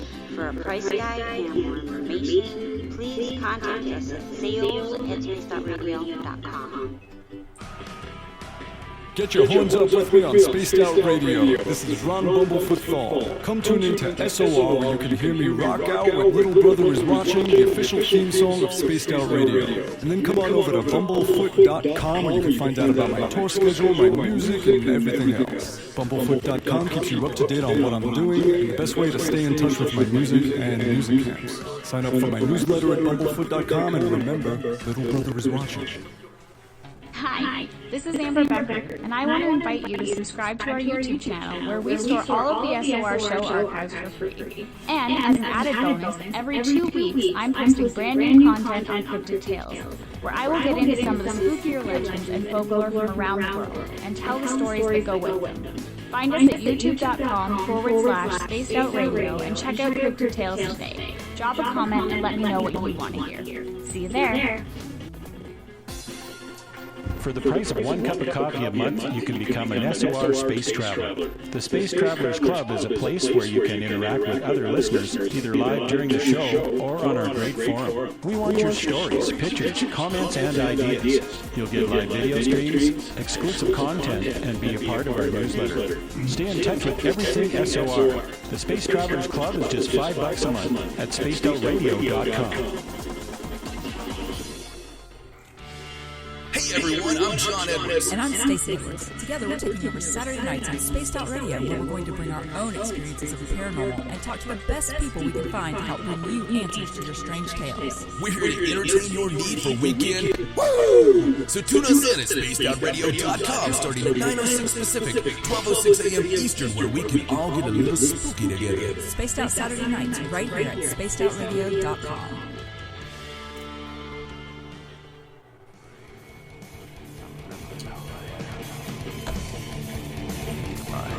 Welcome back to the third and final hour of Spaced Out Radio.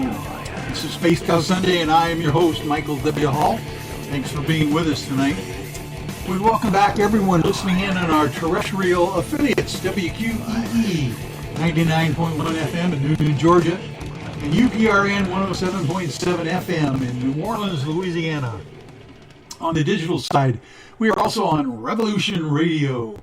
Don't forget, you can always check our archives at youtube.com/Spaced Out Radio. Just do us all a favor and hit that subscribe button. Our website is spacedoutradio.com, where we have a plethora of features for you. You can, including rocking out to some Bumblefoot, shopping at our Spaced Out Radio store, catching up on the SOR Newswire, and so much more. I want to welcome back David Collis to the final hour of Spaced Out Sunday, but I also want to thank my producer of the show, Mark Eddy, for putting all of these wonderful guests and programs together for you out there on Spaced Out Sundays. Mark, you're doing a great job, buddy. Appreciate all your help. And Dave Scott down there at SOR headquarters. Dave Scott does his show Monday through Friday, 9 p.m. Pacific Standard Time to midnight. So if you're not doing anything any night of the week, tune in to SOR headquarters and listen to Dave Scott. And we were talking before the break, David, about the idea. Well, I've always thought that this was fascinating to me, that it was Paul that really put Jesus on the map. What's your opinion on that? Yeah, we've got several things that are developing, and they're developing in a very slow kind of motion. But we have, I'm going to refer to them as like three groups. We have what you would refer to as a proto-Christian, something that you would recognize today. You have kind of the Jewish community, so you have Jesus' brother James is the leader of the Christian, the church in Jerusalem. And then you're going to have... Now, let's clarify for folks. Jesus' brother James was younger than Jesus? That's my assumption, yes. I think Jesus was the firstborn son. Yeah. Yeah, that's what I always wondered about that, whether this could have been a half-brother or not. Probably not, right? Most likely, it was a full brother, and he was younger. And when it came to the estate, the father's estate, Jesus was already off on his ministry, so somebody had to take care of the estate and the business, and it probably fell onto James or one of the brothers. Yeah. Simon or Judas. So, because James would have probably been the next in line, and based off of tradition, the first one the first male has to take on, the family business and the family tradition, and Jesus was off doing something completely different. And which begs this question is like, did his family really believe in his mission? And this is, that in itself is a very fascinating idea. And I believe that both Jesus' mother and his father Joseph really believed at a very early age, that Jesus was destined to do something great. So I think that they kind of fully supported that. The question is whether or not there was some jealousy with the others. So. Oh yeah, can you imagine sibling rivalry with Jesus? Holy mackerel! It would be very similar to the way, back in the Old Testament when Joseph was sold into slavery by his brothers because Joseph was getting all of his father's attention. Joseph being the youngest of 10 brothers. Yeah, well, and he's getting all the the glory. Yeah. So forget this. This guy, we got to get rid of him. I don't know. It's an interesting idea of what might have happened. But so we're going to go back and we're going to really kind of start thinking about how the Jesus movement, the way, it was actually referred to as the way, is going to start getting some traction. So you have the disciples that Jesus shared with, right? And we have 12 minus Judas, but there's some reference that there was more than 70 in the New Testament. So where did they go? We know that Thomas, doubting Thomas, went to India, and Peter aligned himself with Paul, and Paul was out preaching to the Gentiles, and Jesus' brother James seemed to be very invested into carrying on Jesus' work, and so he ended up staying in Jerusalem, the very place that Jesus was killed. And then you have Mary Magdalene and maybe what her role might have been. So I think that there were three distinct groups. The kind of the Jewish Christians, because they were the primary, they were the main staple of the early Christian movement. And then you had the development of the Gnostics, roughly at the same time that Jesus died. And then you have what Paul was preaching, which is that Jesus died for your sins. Now the question is, I asked myself, imagine I'm like, Paul, and I'm going out into the Roman Empire, and they've got, all these different gods. They've borrowed all the Greek gods, and then because they have such a massive empire, they're looking into all the different types of gods and all the different rites and practices within all the different people that they were, subjecting, and there was a lot of them. And yet they still had this philosophical concept of truth that they were, exploring, and based off of the Greek ideal of the dialogue, well, what's the real nature of reality? Is it, fire? Is it water? Is it earth? Is it, all those kind of things that you'd find in, the esoteric concepts. So how do you appeal to that Greco-Roman mind? And I think Paul's genius was that they invented that Jesus was the Son of God, because that was the only way that you can get their attention. Because if you just said, hey, there's this really amazing guy down in the Galilee, of which you really don't care, who did some amazing things, like, oh yeah, well, there's a guy named Apollonius that did the same thing. And there's all these Greek philosophers. How is he so different, right? There you go. So there had to have been something that really captured their imagination. And, part of the story, I just love the Christian story about redemption, that there's a divine God, which is different than the pagan gods. And the pagan gods is just like, you're kind of, you don't know, but you might do something wrong. They might just, kill you. They might, disrupt your life. They might throw, disease into your path, or, poverty or whatnot. Right? The pagan god was a very fickle kind of a god. And you are constantly having to make contracts with this god at all times. Like, hey, look, I can sacrifice these 10 animals, and for that I want, will you give me, some prosperity, right? Yeah. So, how do you get beyond that way of thinking when you say, hey, there's this guy that was, offered his life for free, and God loves you, and you can have a direct communication with God, and that, all your sins are forgiven, and that you can, live in paradise when you die. I mean, think of what you get. Yeah. With Paul's message. It's a lot. Well, and here's the interesting thing I've always thought about as well, is that there were some esoteric miracles going on at the same time that underscored the belief in God through Jesus, that were more powerful than, like you said, the pagan gods, because there were many times that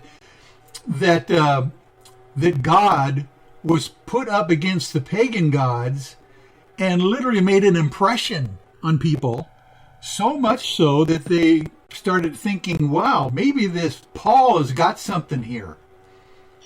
That, and then the fact that there was a massive epidemic that occurred. I'm not sure when it was. I'm going to say maybe around Paul's time. But anyway, the Christians believed in God so heavily that they were able to go into these villages in which people were infected with, some pretty serious diseases, and, heal people. Yeah. Miraculously heal people. So there seems to be a direct correlation with the message with some miracles. And, I think it was a really kind of a hotbed of a period where there was a lot of strange and interesting things that were taking place that would confirm Paul's that particular idea, versus the one that's a little bit slower, which is more of the idea of like you have to deal with a lot of self-reflection and contemplation. Good point. Good point. And so there's an immediacy to the Christian message that, hey, if you accept Jesus this way, then you get, you get heaven, you get the infusion of the Holy Spirit. And if you go the Gnostic way, you got to really spend a lot of time, working through these deeper concepts. Okay, so that's one. And then when you finally get towards the end of the second century, or the first century and into the second, then you have the early church fathers that really started to pick up speed. And one of the things that was taking place was the persecutions of the Christians. And we think that the persecutions of the Christians was like a wide-scale persecution like something that was, in line with what the Germans did to the Jews during World War II. It wasn't. It was more isolated from little cities to little cities. And there wasn't like a big global empire idea of how do you respond to these people. So, of like Nero's fire, and what happened to the Christians at the time of Paul, in which they were persecuted in really brutal and really horrible ways, like human torches and thrown to the lions and just mutilated. It was just all very, very disgusting, and that got people excited for whatever reason. It got people excited that these people would dedicate their lives, and knowing that this is what was going to happen to them, would not recant their faith. And it made their faith even stronger. So that got people thinking, well, my God, what do they know that we don't? Yeah, exactly. There was that element, too. That spiritual awakening must have been a massive and exponential. Yes. Because I don't know if you get this feeling as well in your studies, but it happened so quickly, the growth of the Christian church. It wasn't like it took 500 years. All of a sudden, there's all these people, that are believing in this. There was some. That's why I go back to the miracle thing. There was definitely some proof that this stuff was working for people. Yeah. And it was just converting people right and left. It was crazy. It sounds like, anyway. That's my understanding as well, and that's what I would say was happening. Do you suppose people were just getting tired of polytheism at that point in history for some reason? Do you think that had something to do with it as well? Well, I can't say on an individual level, but I can say that when Constantine said that Christianity is an official religion of the Roman Empire, which was in what was that, 325. Yeah. He still believed in all the other pagan gods. Okay. And then he kind of realized, well, you know what, I will accept Jesus just in case. So he had like an insurance policy. So right. There was that element, but I just think that there was something that the Christians offered that seemed to have an appeal, right? There was an intellectual appeal. They started grafting on other ideas so that they could have a wider and wider audience and followers. And it worked. And it just kept getting more and more momentum. So by the time Constantine said, I want a Bible, I want, of an official kind of Bible like the Jews have with the Old Testament, I want a New Testament, and they canonized those books that are in the New Testament that we have today, somewhere, in the 4th century. I can't remember if it was by 375 or whether it was around 325. I can't remember. But anyway, the amount of Christians for Constantine to say, we have so many Christians in here that we really need them to be on our side. We really want them part of the empire. There's estimates of somewhere in the neighborhood between like 20 and 35% of the entire Roman world at that time were Christian. So it was a significant number. Significant. Within 300 years. Yes. Isn't that remarkable? Yes. So, and we're talking about the Roman Empire, so we're talking all of, North Africa, Egypt, swinging up into present-day, Judea, Jordan, Syria, Turkey, up to the Black Sea, current-day Romania and Bulgaria, and then sweeping across all the way from Greece, from the west end of Turkey, present-day Turkey, all the way to the edge of the western edge of Spain, and then up into England and into Germany. So this was huge. Yeah. So yeah, there was something going on, and I don't, I can only surmise and guess. I think that there was a lot of miracles. The message seemed to be very enticing, and the Christians really kind of perfected that. There was the horrible treatment of the Christian that really got people wondering whether or not there's something true about it, because they believed so. Those victims and those that were persecuted were so horribly treated that people thought, oh my God, there must be some truth to this. And there was the intellectual appeal. Okay, the spiritual appeal. And the fact that there was a God out there that actually cared for him. That was new. Yeah, there you go. Definitely. And how about this conspiracy theory? This is really off the wall. But when you look at the travels of Paul from Tarsus, this guy literally went everywhere. You know, back in the days when people were walking, right? And he took boats. He really got around, Paul, right? Does it give you any impression that someone was backing Paul from the Roman Empire, potentially? There is that element to his story and his connections. At the same time, Paul was the type of person that he believed one thing, and he was dedicated to that belief and that way of thinking and that those practices. And then whatever experience that he had, and I know that there was a type of Jesus experience in which he experienced Jesus or the divine in some manner that provoked him and motivated him to sacrifice his entire life to tell that story. And to get on the road.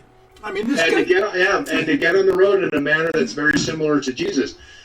Now I was thinking that my next book would be interviewing Paul, but I think that that's going to be on hold. Wow! So I had to really get into Paul's head, and he goes from one type of person by the time that he ends up being executed by having his head chopped off. And the reason why he had his head chopped off and he wasn't thrown to the lions is because he's a Roman citizen.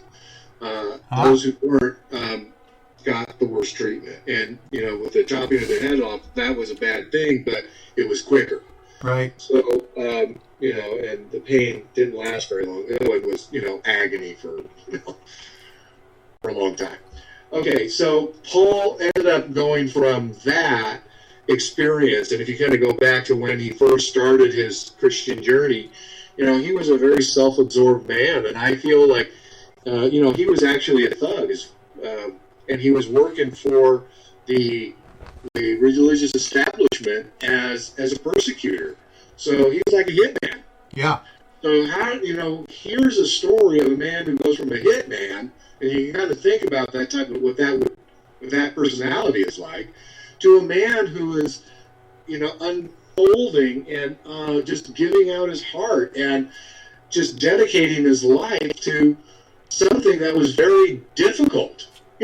He went to places and he got beat up and he got flogged. Yeah, I did. He got run out of town. And it's a remarkable story.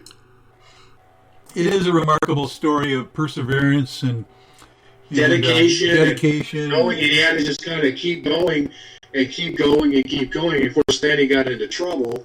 And one of the techniques that he dealt with, this again, it kind of goes back to what I was thinking. Like, that was Jesus' technique, and he used to send out the disciples in front of him, and then they would, kind of get people excited about when they come and hear Jesus. Well, Paul, his first audience was the synagogues, so he went from place to place where there was already Jews, and he said, "Hey, I want to tell you about Jesus, and he's what happened to him." And so these people then started donating money to Paul, and that upset the elders and the leaders within these synagogues that they weren't getting all of the money that they thought that they should be getting from the ones that are now giving to Paul.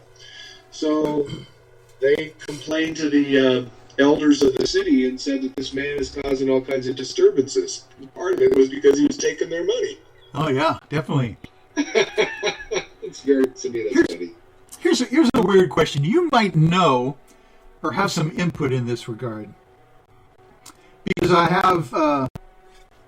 have some information that I've heard that Jesus himself was bald. What do you know about that? I don't know any of that. I believe Paul was bald.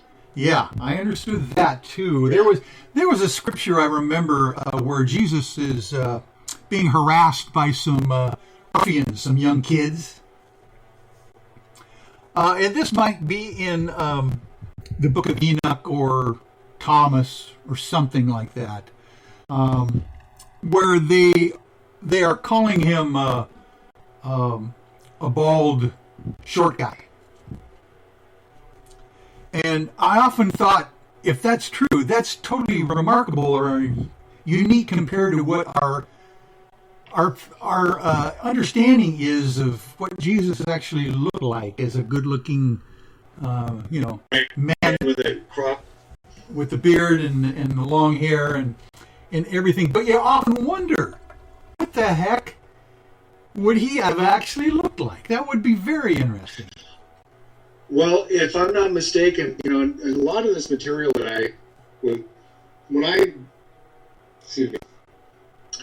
when I wrote my book, I had already read a lot of material and listened to a lot of lectures and went online and whatnot. And finally, after years of research, I thought, well, maybe I should go ahead and write a book because I have a lot of information now. And I remember that there was something that I either read or heard about, that there was some general depiction that you were referring to that came out of, present-day Iraq. And that there was some physical description of Jesus. And it might not have been the exact way that we understand him, right? Yeah. I think that the closest resemblance might be the Shroud of Turin. Yeah, there you go. So if you have the Shroud of Turin and you're saying, well, that might be Jesus, then there's the broad shoulders and the long hair and the elongated face and the beard, versus another description, which he's like more of a shorter guy. And yeah. I don't know, with lumps on his head or something. What's your opinion about whether Jesus was married? Oh, I believe that he was. I think it would be fascinating that he would not be married. Being matter of fact, weren't the teachers of those days pretty much expected to be married and have children and a family lineage? Hey, Michael, my internet just went down, or yours went down, and so for the last 30 seconds or so... Oh, gosh. I didn't hear the question. Can you repeat it? Oh, sure. I was just wondering if your opinion is that being a teacher, being in his position, don't you think that most of those guys were married, as teachers? Yeah, all of them were. In fact, there was an issue that even Peter brought up is, can we take our, or maybe Paul brings this up in relationship to Peter, is can we take our wives along with us? And it appears, Paul wasn't married, but he's now trying to address, some very, tough issues. And, now that we understand this to be true, or these are the gospel that we're teaching, how do you react and behave and what's appropriate and what's not? And I feel that Jesus was married and that was a type of example. And again, we kind of go back to the way I see Jesus' ministry is that he's not just talking to all these people that he doesn't know. He's actually, his primary audience is his disciples, and he's showing them what it means to live in the presence and the grace of the divine. Yeah. And that included being married. At least that's my opinion. I believe that he was married to Mary Magdalene. And of course there's this hinting in Scripture that he actually kissed Mary, we don't know where, but potentially on the mouth. Yeah, so now we're coming up with the gospel. I think that's the Gospel of Mary, and that's the gospel. And so, because early Christians really did not, well, the early Christians and the Gnostics were together. And there wasn't a big dividing line between them. There was a fault line, but there was not a dividing line. It wasn't until after the Jewish wars with Rome and the collapse of the temple that the rift really got wider and wider and wider. And so as you moved down the first century and into the second century, that rift just kept getting wider. And at first, Gnostics were just complainant and they just ignored the Christians. And then the Christians were really hard, and they were talking about that they were rebel, and they had a number of people like Irenaeus, who is now talking about the Gnostics in a very ugly and nasty way. Well, the Gnostics are pretty smart, and they decided they were going to retaliate, and so they retaliated by creating new types of gospels and new types of stories to get underneath and to get under the skin of the Christians. So the question is whether or not they were doing that just in spite, and they were just creating all kinds of like false information, to really kind of rattle anybody who was wondering whether or not, their version of the story is real, or whether or not there was some truth to their stories. Kind of like a disinformation campaign. There was a disinformation campaign, and so the question is like, hey, we know what the real truth is, and it's not just spiritual truth. You guys are saying, A, B, and C, and we know that that's not it. It's X, Y, and Z. Yeah. But you guys are telling another story, and that's not accurate. So I think that there is some accuracy to what it is that they were presenting. And now you have to take that in with a grain of salt. But my feeling is, in the Gospel of Thomas, Mary Magdalene plays one of the most prominent roles. Jesus is telling her things that he's not telling the other disciples. And they're a little jealous about that. And they're really upset and pissed off that this woman is getting this special treatment, and they're not. Yeah.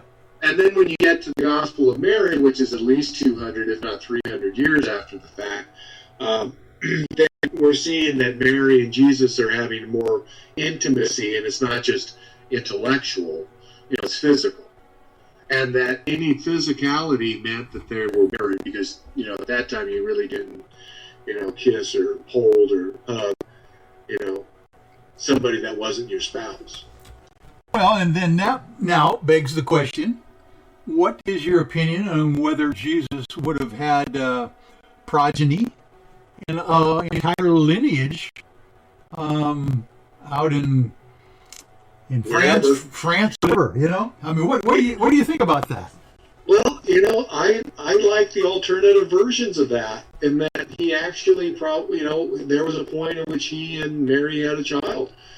And when you get and you read, like, his sayings when it comes to children, and when it comes to one of the kingdom of heavens, he is saying that be like these children. The kingdom of heaven is like these children. And I kind of got the impression that he's going back to this idea that Jesus is speaking from a position of knowledge. So is this knowledge just his observation, or is this knowledge based off of something that's more intimate, in which he is now an actual father, and he finds his daughter or his son to be, the love of part of the love of his life. So, oh my, David, can you imagine not only just being a preacher's kid, being Jesus's kid? Oh my, right. What a tough nut that'd be to crack growing up, huh? Yeah, follow in his footsteps. What are you going to do? Top that?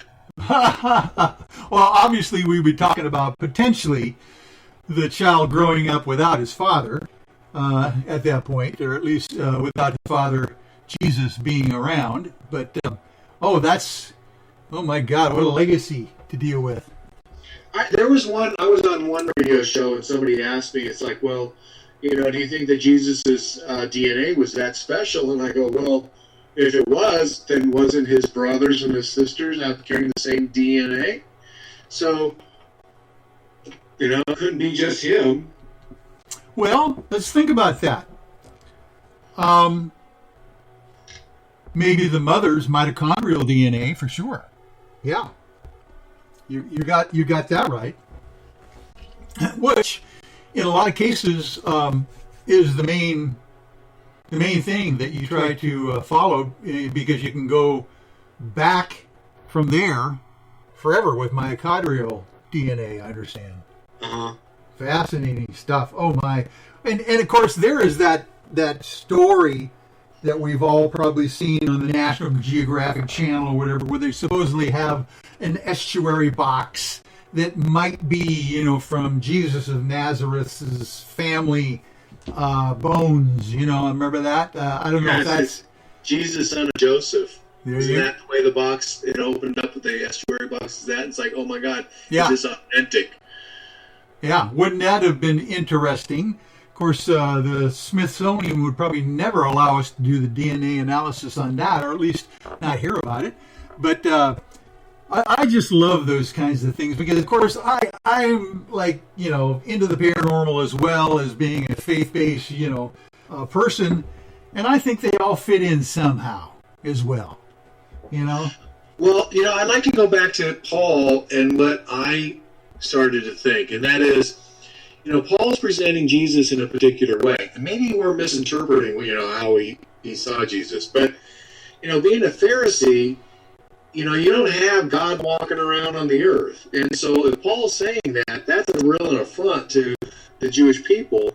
So, the Jews were very faith-based, very pragmatic. They're very here and now. You have to do this, you have to do this. There's rites and rituals. There are there are calendar days that you have to observe, and there's certain things you can't eat, and there's certain things you can't eat, and there's things you got to do on this day. So there's a great deal of pragmatism to them, and so I look at that and I say, if there's that level of pragmatism, it would make sense that Jesus was married. It would make sense that Jesus had children, or at least one. And then when I think about Paul, and he's single, no kids, talking about, a Jew walking around as God. And that to me all of a sudden just kind of hit wrong. It doesn't kind of align with what you would expect. And maybe that was what was necessary, but it just seemed rather peculiar to me. Yeah, good point. And the idea that Paul never met Jesus himself. That's right. So he's basically kind of using this secondhand from Peter or whoever, disciples that he can interpret, Matter of fact, a lot of those,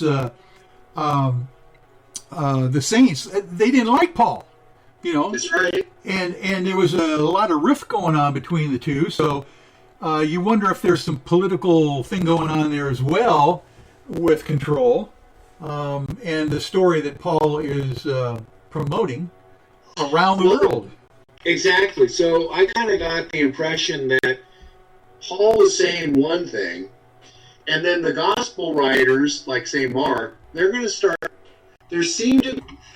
Paul's very, very abstract. He talks.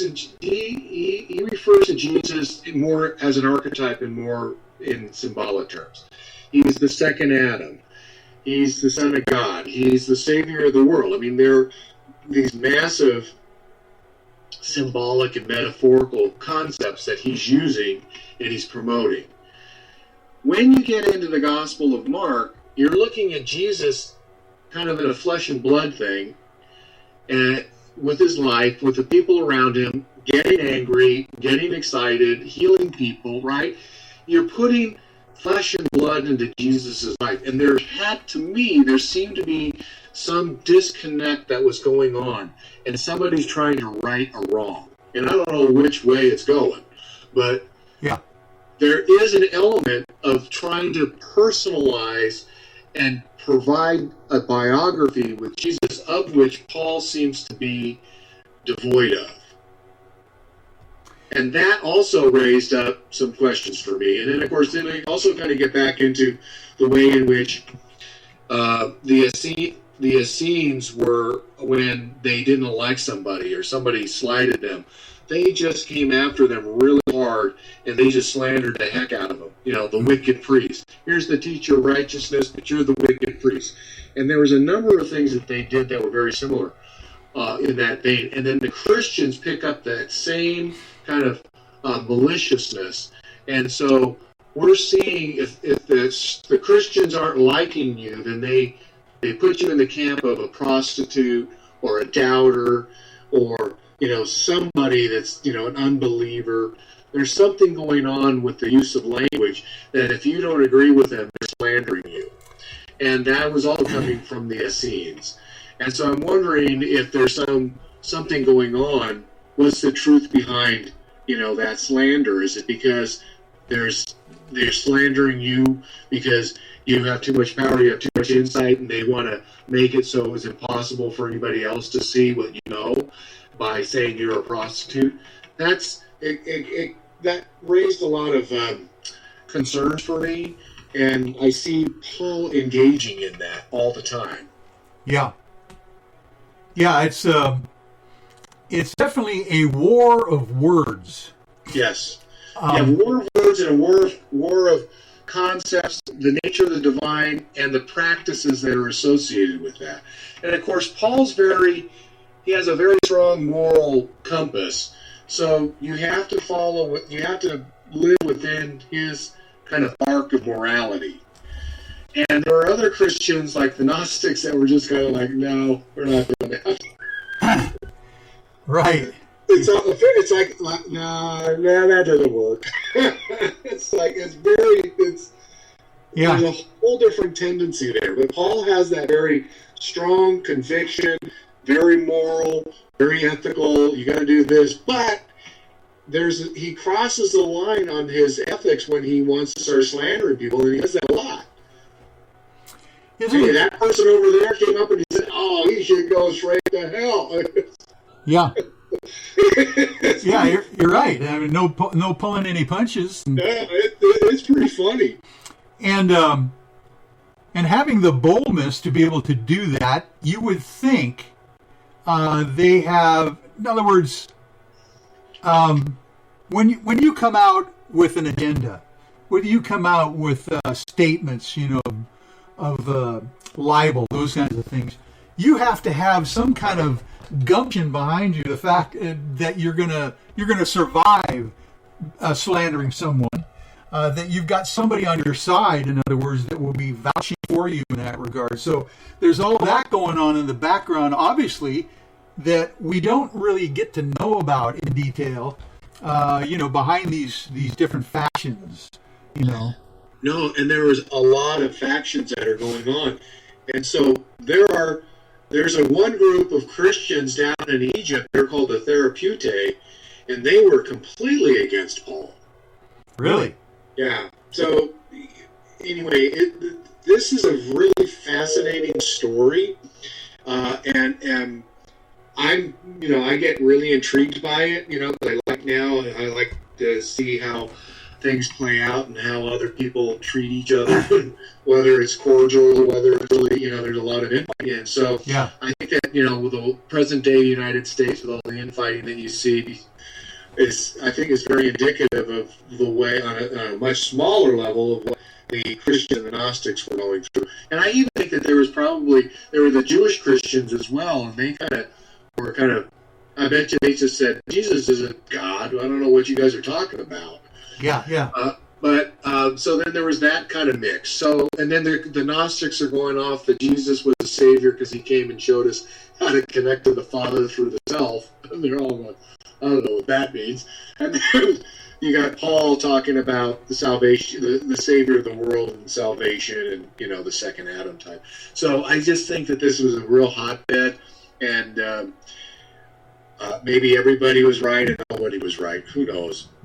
But it makes it all the more interesting, and now we're dealing with the fact that our present-day Christianity survived, and it's 2,000 years old, and really it's quite remarkable. I've been to Rome. I've been to where Paul was chained and executed, and I've been to the Vatican and, St. Peter's Cathedral. Oh, my. It's just remarkable stuff. It is really, really fascinating. Oh, I'll bet. Oh, my word. What do you suppose could happen, for instance? Let's really get into the strange and weird just the last few minutes of the show.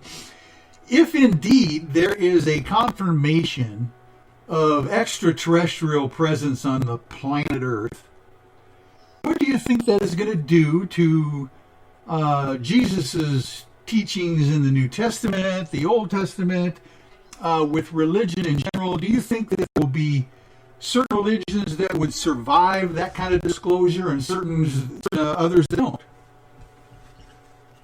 Well, I think that we have to kind of dig deep into what is truth, right? I mean, the Christians are always talking about what's truth.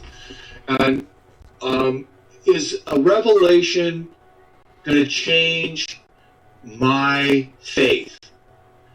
And I have to kind of go back and ask, I totally believe that the Native American Indians, especially I'm out here in Tucson, so the ones up there in the north, had extraterrestrial contact.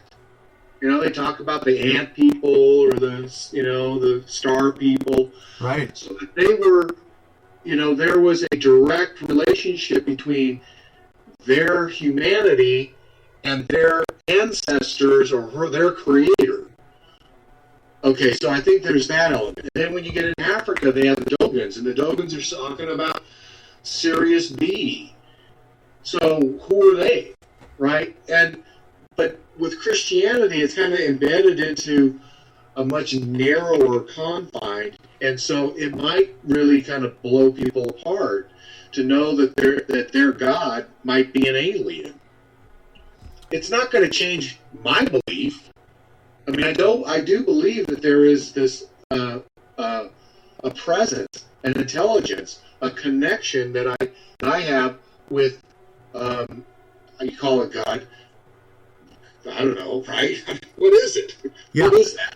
I don't know anymore. I mean, I'm open to that at this point. I don't have a definite idea that it's exactly this. I mean, when you think about the nature of intelligence is like widespread. It's everywhere. And what's to do with intelligence? I mean, there must be some level of consciousness and, what we would refer to as innate matter. But I still think that, consciousness must be embedded in all the electrons and all the protons and all the neutrons, which means everything is embedded with consciousness. So, I don't know. This is a really kind of amazing kind of idea. Also, I think that, this idea of an alien revelation, and actually the apocalypse is a revelation, is very consistent with the way in which the Christians were understanding the return of Jesus. That's true. Is that there is some other power that we're now going to rename Jesus that's going to come back, and he's going to right all the wrong. And here we have, I think it's rather fascinating that we are now talking about this alien revelation and what it might do to our society. And maybe our society is going to end up having to really go through a cathartic experience. Kind of a deep tissue massage therapy. I like the analogy. That really would throw some people off. Yeah, I really think it will throw them off, because they're so fixated that it has to be one way. So I agree with you, though. There is a God with a big G.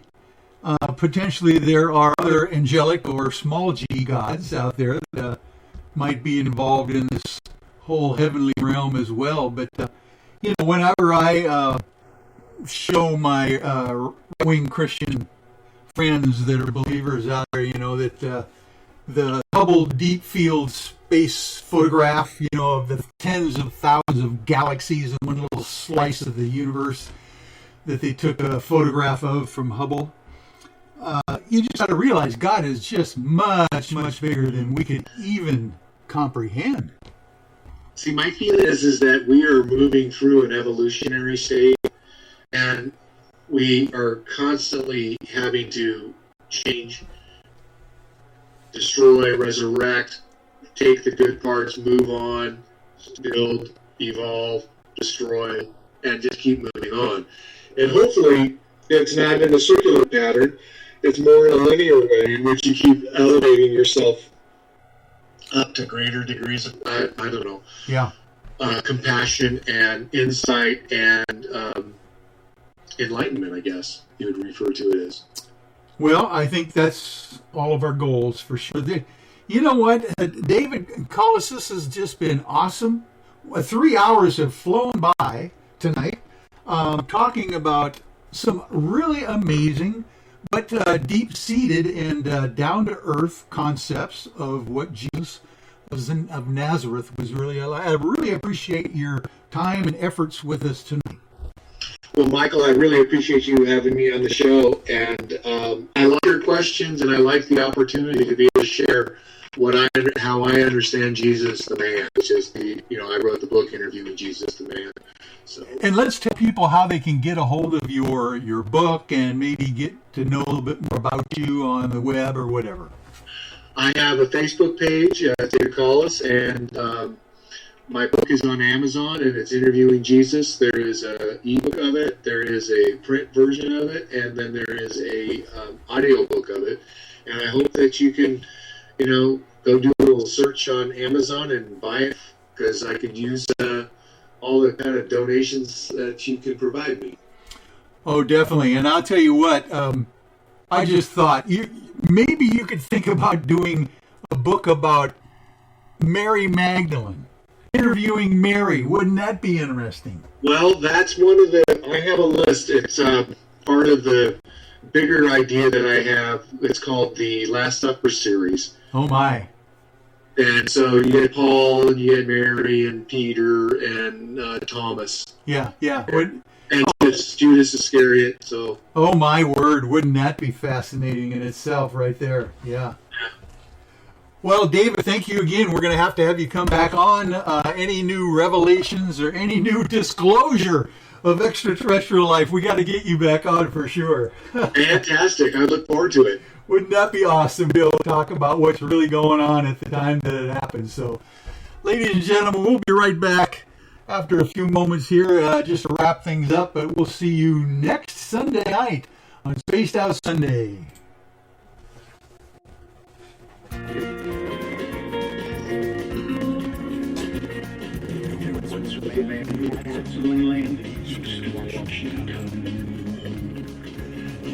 On his man he had a dark hole upon. People came from miles around to throw their trash down in to see how deep the hole was and listen for its end. And then one day that faithful baby was off his land. They made him sing down under the land. They gave bells full and covered it up so there could be fun.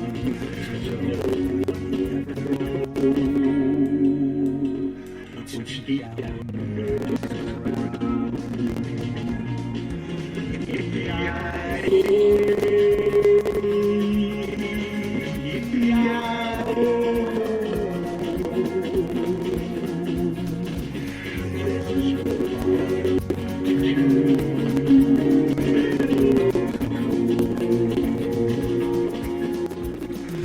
Well, I want to remind everyone that Mr. Ron Bumblefoot Thal is the official music of Spaced Out Radio, rocking us in and out of every single show. You can find out more information and music at bumblefoot.com. A special thanks to everyone listening in at home, in your cars, at work, in the chat rooms tonight, wherever you are around the world. Remember, this show is currently copyrighted by Spaced Out Radio and SOR Media Ventures. Thanks for sharing your evening with us tonight. Because together, my friends, we own the night. Good night, everyone. We'll see you next Sunday. Ghost Riders.